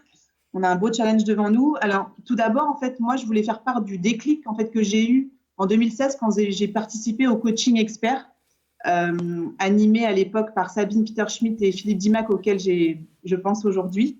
J'ai vraiment envie de partager en fait, aujourd'hui avec l'ensemble des collaborateurs, de mes collègues, le déclic que j'ai eu et de leur montrer que ça marche, la méthode elle est efficace aujourd'hui et vraiment on peut aujourd'hui aller sur le terrain, aller voir ses partenaires en toute sérénité avec une méthode efficace. Voilà, merci. Merci Sabrina. Alors, la performance collective, elle se construit aussi par la collaboration à travers l'entraide. Sur une étape du Tour de France, on peut avoir une chute collective, on peut avoir une crevaison, donc on peut l'anticiper, mais il faut faire avec, il faut recoller au peloton. Alice, tu peux nous parler, s'il te plaît, de ton intervention auprès de clients de l'un de tes collègues qui est en arrêt de travail depuis quelques semaines? Bonjour Patrick, bonjour tout le monde. En effet, dans notre équipe, nous avons un conseiller qui est en arrêt depuis le mois de décembre 2020. Certains de ses clients avaient besoin d'un interlocuteur. Mon manager m'a donc demandé si je pouvais m'en occuper. L'un des dossiers consistait à remplir les bulletins d'affiliation pour de nouveaux entrants sur un contrat de retraite collectif. Mon interlocutrice était la comptable de l'entreprise à qui j'avais présenté les intérêts de mettre en place justement un PERO en remplacement de l'article 83 actuel. Une semaine après notre entretien, elle revient vers moi pour que nous mettions en place la nouvelle génération de contrats en date du 1er janvier. Nous avons tout fait à distance, à savoir remplir les adhésions, la rédaction des clauses bénéficiaires, qu'elle m'a ensuite retournées par courrier. Et l'ensemble de cette affaire a permis au conseiller de générer un peu plus de 23 000 € de PCP. Je travaille aussi actuellement sur un dossier d'indemnité de fin de carrière pour une autre société dont j'attends donc le retour. Et régulièrement, je suis en contact avec ce conseiller pour faire le point sur mes stratégies commerciales et avoir son accord. Merci Alice. Merci à vous quatre de votre implication et de votre mobilisation pour la performance du pôle et de l'ADR en général. Merci encore. Moi, ce que je te propose, Merci Patrick. Merci à vous tous. Et moi, ce que je vous propose, c'est justement d'aller voir ce pôle nord-ouest là qui va nous saluer. On reste quelques instants, messieurs.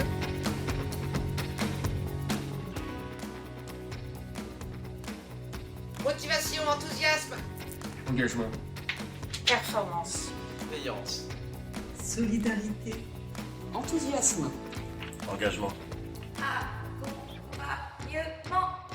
Le futur est à nous. Partage. Ambition. Bienveillance. Performance. Énergie. Solidarité.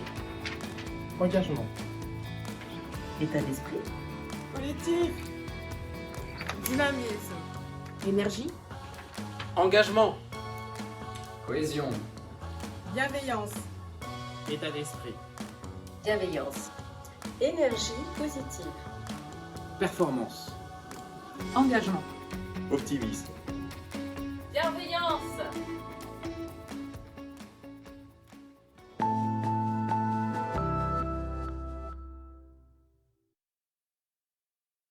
Merci beaucoup. Alors, avant de passer au profil de l'étape, si vous le voulez bien, je vous rappelle que nous avons un jeu Bicast depuis tout à l'heure et nous allons passer à notre deuxième question.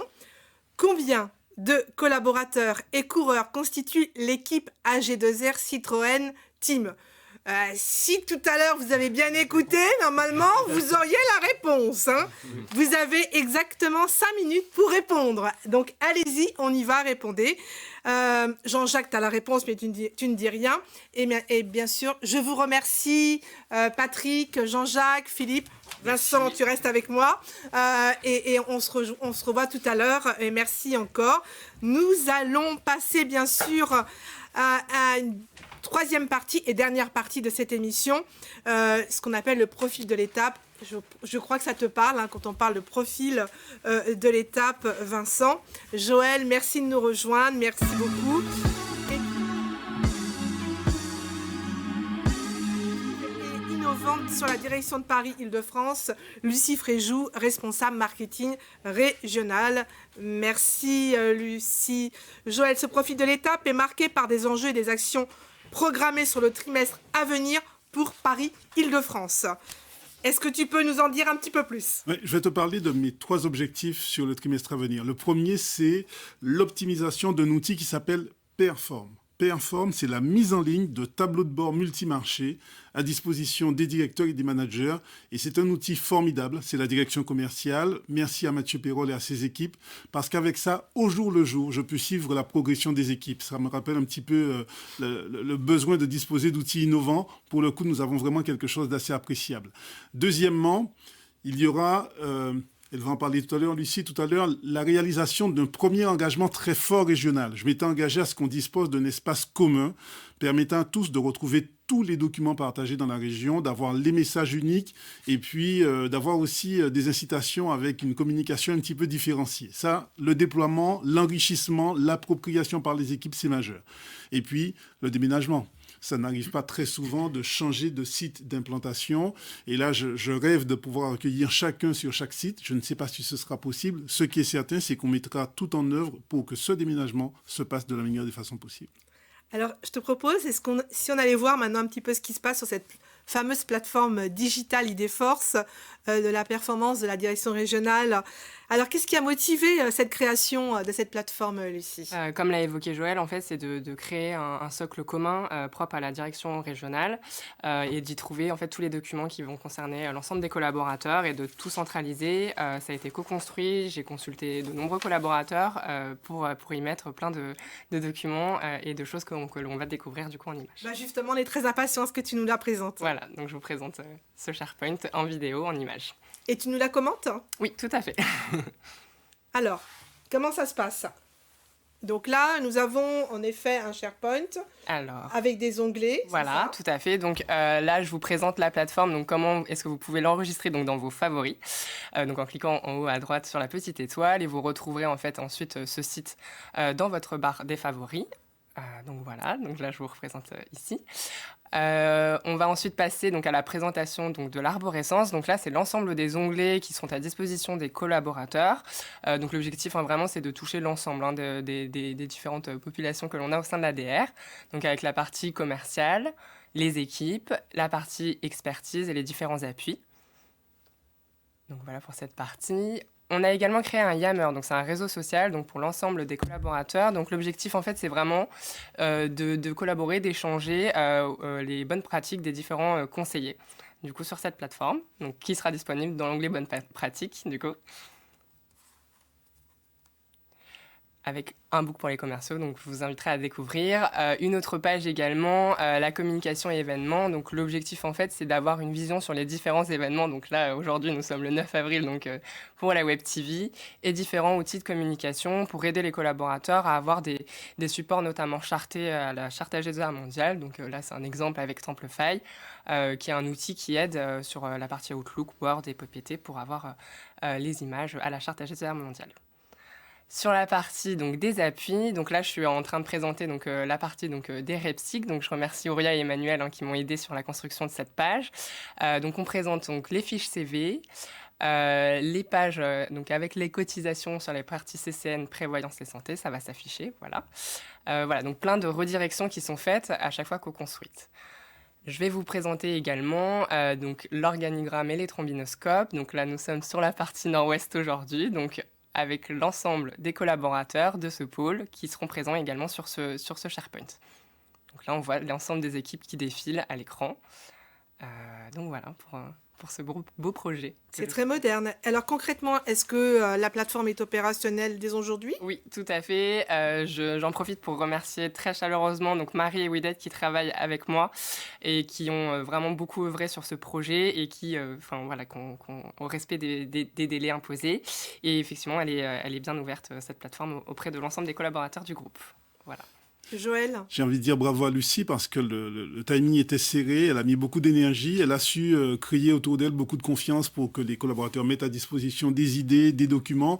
Et maintenant, on aurait souhaité tout simplement faire vivre avec les retours immédiats des uns et des autres. Donc je crois qu'il y a une BG, il y a quelque chose qui permet de... En fait, sur la page d'accueil, vous allez voir une enveloppe rose et lorsque vous cliquerez dessus, ça écrira un nouvel email. Donc il ne faudra pas hésiter à nous faire part de vos idées qui pourraient être mises sur ce SharePoint. Donc la plateforme va vivre, mais elle vivra avec vous, grâce à vous, et je remercie par avance tous de contribuer à ce qu'elle soit la plus optimale possible. Il y a un événement bientôt le 4 mai, je crois. Oui, tout à fait. Les communications sont lancées.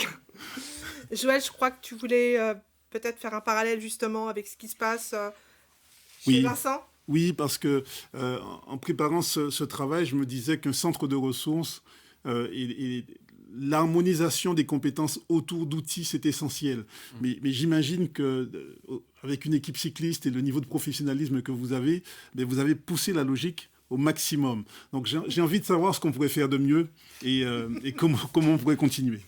Je ne sais pas si vous pouvez faire mieux. J'ai l'impression que vous êtes déjà bien au point sur l'ensemble des outils proposés avec cette nouvelle façon de communiquer. Alors nous-mêmes, à notre niveau, on essaye d'être performants. On a plusieurs façons de communiquer, évidemment. Le téléphone reste un outil quand même important, mais derrière, on a des plateformes aussi qui servent justement à permettre de travailler de manière collaborative avec tous les secteurs d'activité chez nous, les mécaniciens, les directions sportives, les entraîneurs, les kinés, voilà, tout ça, chacun remplit cette plateforme et partage avec l'ensemble. Tout à l'heure, j'ai entendu les mots qui étaient importants dans de la personne qui est intervenue juste avant, en disant chacun doit connaître le métier de l'autre. C'est pareil chez nous. C'est pareil, c'est-à-dire que c'est vrai, on aurait tendance chacun à rester concentré sur son sujet, et quand on s'ouvre un petit peu aux autres métiers, ça permet d'avancer quand même beaucoup mieux. Donc on est très attentif à ça, et tous les mots qui ont été donnés aussi ensuite, la bienveillance, la performance, l'engagement, sont des mots qui sont aussi très très forts chez nous pour réussir. Et puis on a aussi une plateforme consacrée à la performance, un concept qui est très très pointu, et notamment on a toutes les informations qui sont liées aux entraînements, aux compétences compétition. Chaque compétition, donc on a un retour de la direction sportive, des mécaniciens également, pour savoir tout ce qui s'est passé et analyser chaque détail pour que dès la prochaine compétition, on soit opérationnel. Donc voilà, on est assez aussi à la pointe de toutes ces technologies modernes et cette façon de communiquer. Voilà, donc, mais on progresse chaque jour finalement. En tout cas, c'est pour nous une source d'inspiration phénoménale. Et puis, je suis marqué par l'humilité avec laquelle vous présentez ça de façon très sobre. Vraiment un modèle d'inspiration pour nous. Et finir un profil de l'étape, on peut peut-être poser la question à Vincent, comment il voit les courses à venir, peut-être. Oui, comment il voit les courses à venir. Vous avez compris qu'on a un sujet, nous, qui est celui de la mobilisation, dans toutes ses dimensions. Je suis convaincu que dans une équipe, c'est bien plus que ça, c'est fois 1000.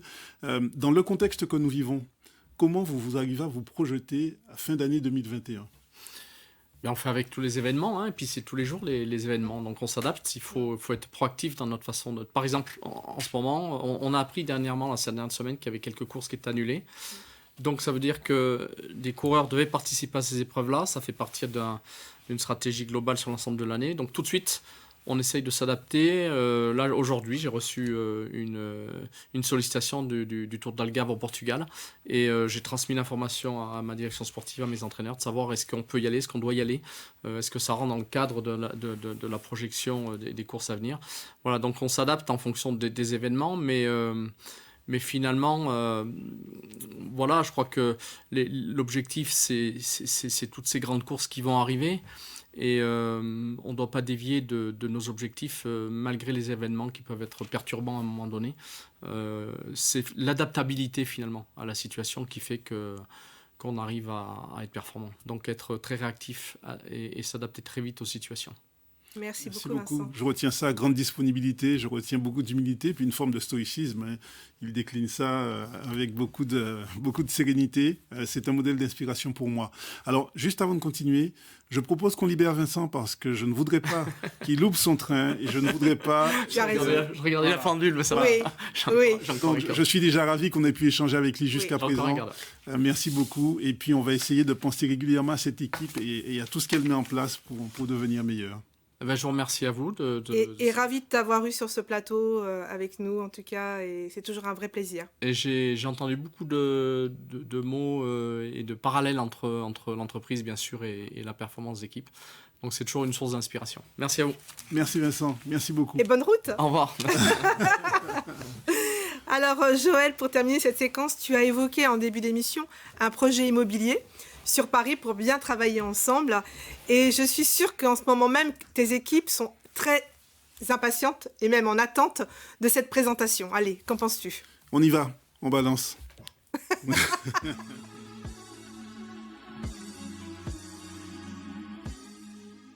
Chères équipières, chers équipiers, enfin, on peut parler de nos nouvelles implantations. Nous avons longtemps attendu ce moment et j'ai beaucoup de plaisir à vous dire que nous sommes tout prêts finalement d'occuper ces nouveaux espaces pour peu que le contexte nous en donne l'opportunité. Préparer l'arrivée sur de nouveaux sites, c'est toujours un moment unique pour un manager parce que la préoccupation permanente de la vie de ses équipes sur l'espace, dans l'espace, c'est quelque chose d'assez significatif. Alors, pour relever ce défi, nous avions, quand je dis nous, c'est le collectif managérial, nous avions à l'esprit 4 priorités. D'abord, la qualité de vie au travail, garantir la santé et puis l'épanouissement des collaborateurs en pensant les questions de distance avec le domicile et d'arrivée sur site. Ensuite, l'organisation des lieux de travail, tout simplement parce qu'il faut les optimiser, les rendre attractifs et opérationnels. Nous avons aussi intégré une réflexion qui n'est plus nouvelle puisque le management à distance, la relation à distance, s'est inscrite dans nos habitudes. Alors il faut maintenir de la cohésion d'équipe, sachant que dans un contexte comme celui que nous connaissons, développement du télétravail, eh bien nous aurons souvent des alternances domicile, site professionnel et quelquefois nous aurons des équipes travaillant avec des collaborateurs des deux côtés. Tout ça pour piloter une activité de la meilleure façon possible. Eh bien, nous nous sommes fixés comme objectif de replacer ces 4 priorités au cœur de notre projet régional Idéforce avec beaucoup d'engagement, de proximité, de territorialité pour créer de la valeur finalement au bénéfice de nos clients, de nos assurés, de nos adhérents. Alors nous allons découvrir ces sites et j'espère pouvoir vous recevoir chacun individuellement dans quelques semaines sur ces différents lieux de travail.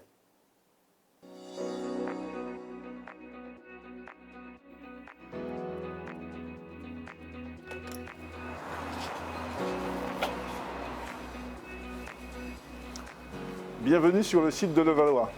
On y va.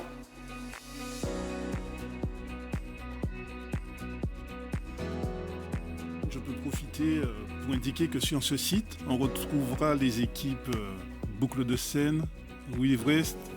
On retrouvera aussi l'équipe Vexin. C'est un espace de travail qui est connu par les collaborateurs, mais qui sera optimisé, largement optimisé, avec des espaces de formation, de réunion, des bulles d'entretien. Et puis, on a toujours le bénéfice de nos agences au rez-de-chaussée. Donc, c'est assez sympathique de pouvoir prolonger notre activité sur ce site qui est optimisé au bénéfice de notre projet.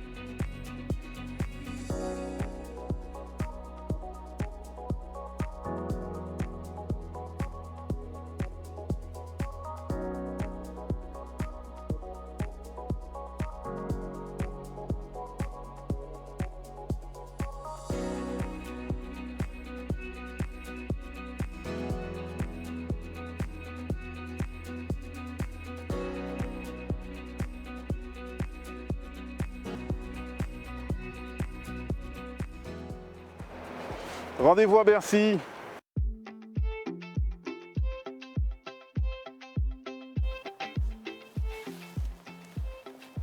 Nous sommes à Vivacity, rue de Bercy. En avant pour la visite. C'est un site qu'on ne présente plus, Corinne. Je crois que tous les collaborateurs le connaissent. Il est très fréquenté. Ce qu'on peut retenir, c'est que l'espace dont on dispose est exactement celui qu'on avait auparavant. Il est optimisé pour qu'il soit occupé par les équipes Canal Saint-Martin, les équipes Bastille et Grand Est. Et puis la Dimex nous a garanti que nous allons bénéficier d'un espace de bulles d'entretien individuelles, de réunions de formation qui soit dédié aux équipes de la direction régionale Paris-Île-de-France. Donc c'est super sympa de pouvoir se retrouver très bientôt sur le site de Vivacity.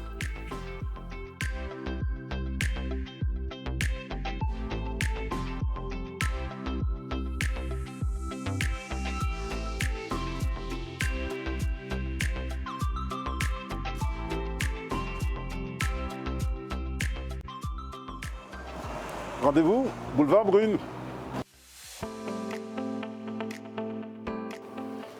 Bienvenue à Brune.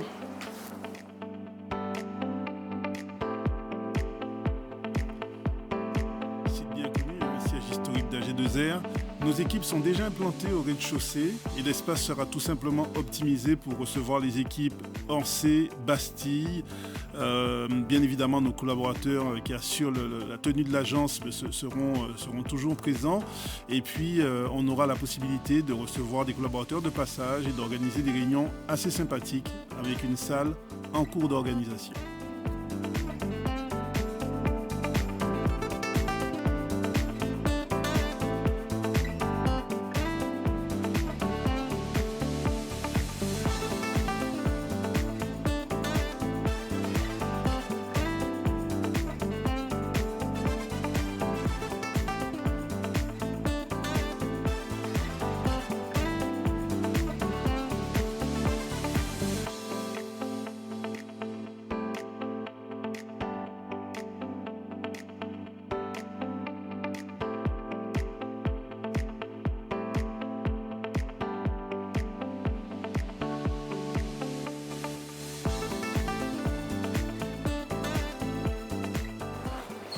Allez, suivez-moi Haussmann.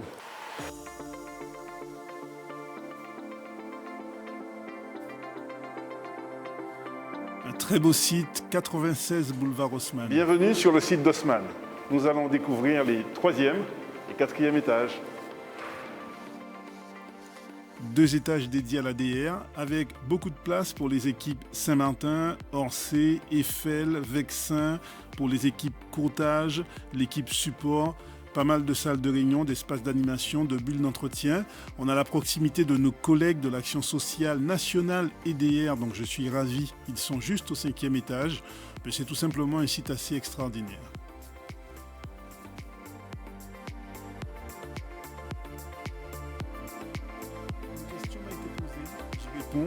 Le courrier est traité à Levallois. Eh bien, nous avons une organisation qui permettra d'optimiser la diffusion de ces courriers par voie électronique à l'ensemble des collaborateurs, les éléments papier suivants par la suite. Et puis une deuxième question posée aussi dans le fil d'information. Le flux des collaborateurs sera certainement géré sur la base d'une application ressemblant un petit peu à ce que nous avons aujourd'hui avec Parc. Voilà, tout cela sera présenté lorsque les collaborateurs arriveront sur le site.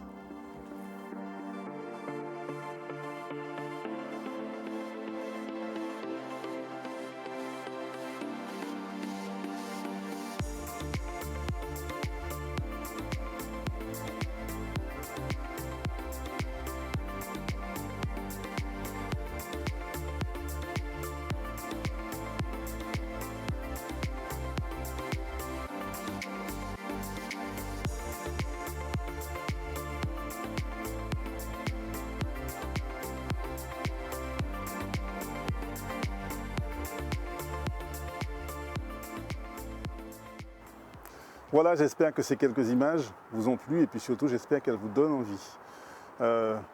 L'idéal, ce serait de pouvoir se retrouver sur ces différents sites dans quelques semaines, mais ça c'est le contexte qui le décidera.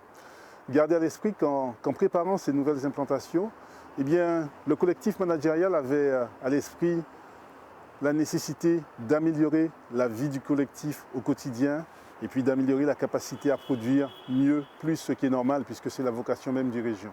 Améliorer la vie des équipes avec une meilleure articulation des relations, une belle intégration de toutes les parties prenantes, quel que soit le marché d'origine, et le développement de la culture et des forces. Améliorer la productivité, toujours en veillant à donner du sens, c'est essentiel, en veillant à être autonome, responsable, et puis nous n'avons pas le choix, nous devons renforcer la culture du résultat pour être les meilleurs. Je vous dis à bientôt sur ces différents sites, mais surtout, j'aurai beaucoup de plaisir à vous présenter à la prochaine Web TV les sites extramuros. Chessy, Melun, Montigny-le-Bretonneux, Rungis, et puis nous avons des recherches dans le nord-ouest. Voilà, nous nous développons et je suis certain que nous serons très bientôt, des valeurs d'exemple. À très bientôt.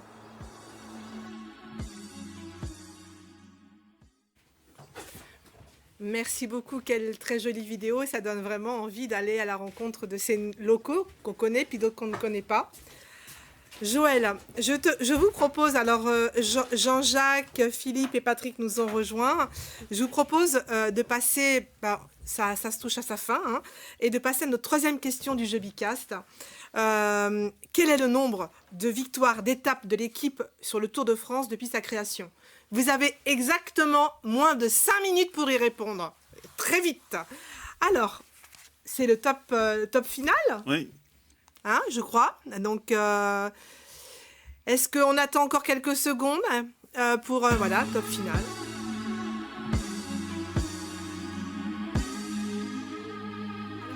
Si vous le permettez, avant d'annoncer les résultats, parce qu'on va laisser à nos participants le temps de voter, eh bien, je vais en profiter pour m'avancer, pour remercier, hein, bien sûr, tout le monde, les équipes, bien sûr, les équipes Sonacom, View One pour toute la production audiovisuelle, Paris Beauté pour les supports de communication, mais également vidéo, Véronica, notre maquilleuse, WeDead à la modération à distance, Périg au jeu Bicast, on va voir s'il ne s'est pas trompé dans le podium, Élise, notre superbe coordinatrice de cet événement, et merci bien sûr à vous tous qui nous regardez, collaborateurs, collaboratrices. Élise, on lui prépare une surprise, hein, c'est bien ça, on en parle Ah ouais, d'accord. Oui.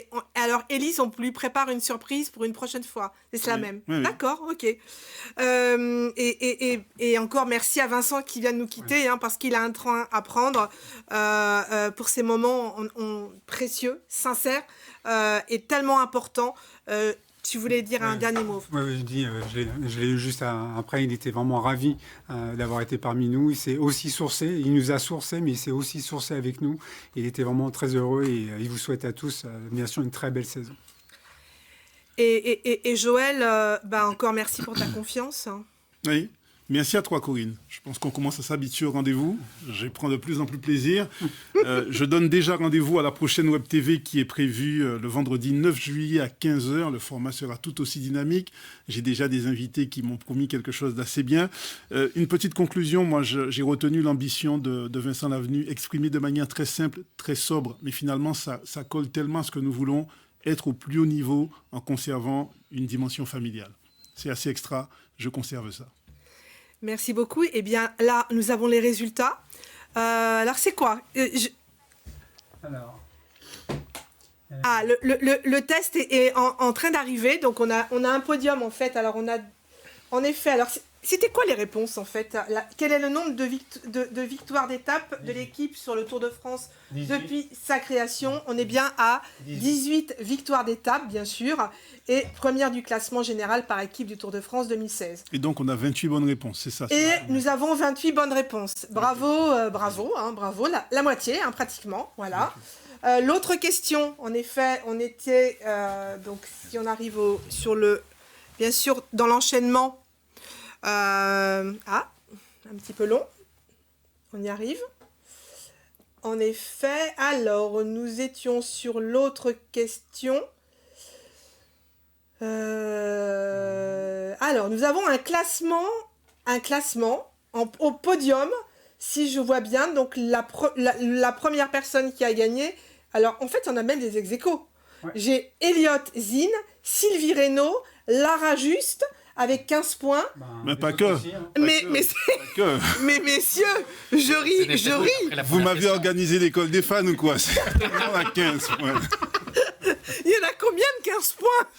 Combien y a-t-il de 15 points? Eh bien, ça c'est sur la première question. On me répond qu'il y en a beaucoup qui sont très bons. Alors, maintenant, je vous laisse vous débrouiller avec le lot.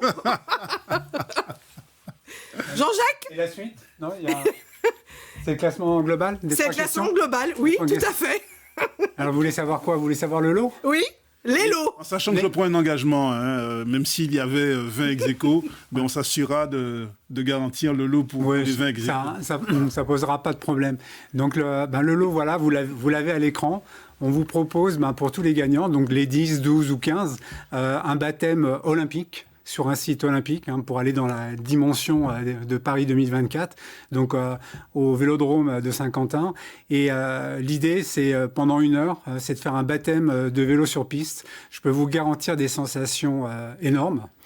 C'est tout à fait accessible à tous ceux qui seront là. On l'a déjà fait avec quelques collaborateurs qui ont vraiment pris leur pied d'un point de vue cycliste. Et c'est une très belle expérience. Je vous garantis des belles sensations et de passer un très bon moment. Et en plus, on passera un moment collectif ensemble. Donc, bien sûr, quand les conditions sanitaires le pourront, bien évidemment. Mais le baptême est réservé. Merci à vous encore et puis à très bientôt. Et je vous propose de clôturer cette émission avec cette superbe vidéo Idéforce, bien sûr. On la connaît. Merci Corinne. À très bientôt. À bientôt. Au revoir. Merci. Au revoir. Et bon week-end à tous.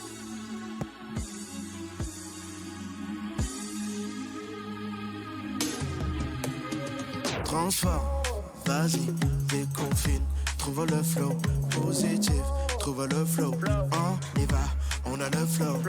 Paris, Île-de-France, où allons-nous? Nous, oui, où sommes-nous? Catch my vibe, let us go on. Pas de crainte, on a envie. Hey yo, prêt à relever un nouveau défi. Idéforce, c'est le nom du projet. Collectif, cohésion, rejoins la team. Distribution, transformation, proximité. Hey, hey, mot de passe, 360. New Vision, 360. Rejoins la team Idéforce. On a le flow, on a tout ce qu'il faut pour rester bien pro. Oh là là là, la team est unie. Oh là là là, on écrit l'avenir. Oh là là là, c'est la réussite. Oh là là là. tisser des liens comme jamais. Le succès, on l'a déconfiné. Oh, force à nous, le futur est pour nous. Oh, transforme, vas-y, déconfine. Trouve le flow, positif, trouve le flow. On y va, on a le flow. Paris, Île-de-France, où allons-nous? Nous, oui, où sommes-nous? Catch my vibe, let us go on. Pas de crainte, on a envie.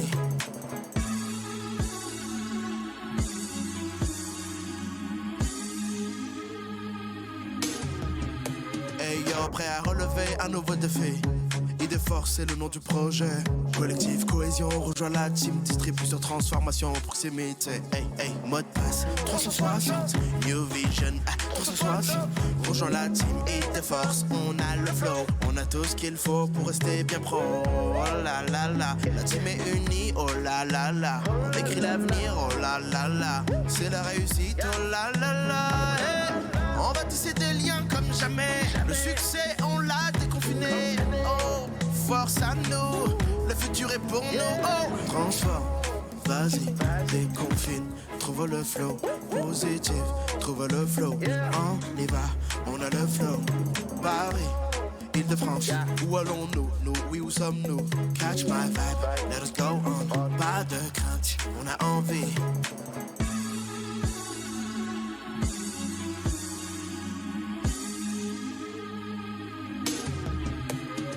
Transforme, vas-y, déconfine. Trouve le flow, positif, trouve le flow. On y va, on a le flow. Paris, Île-de-France, où allons-nous? Nous, oui, où sommes-nous? Catch my vibe, let us go on. Pas de crainte, on a envie. Oh!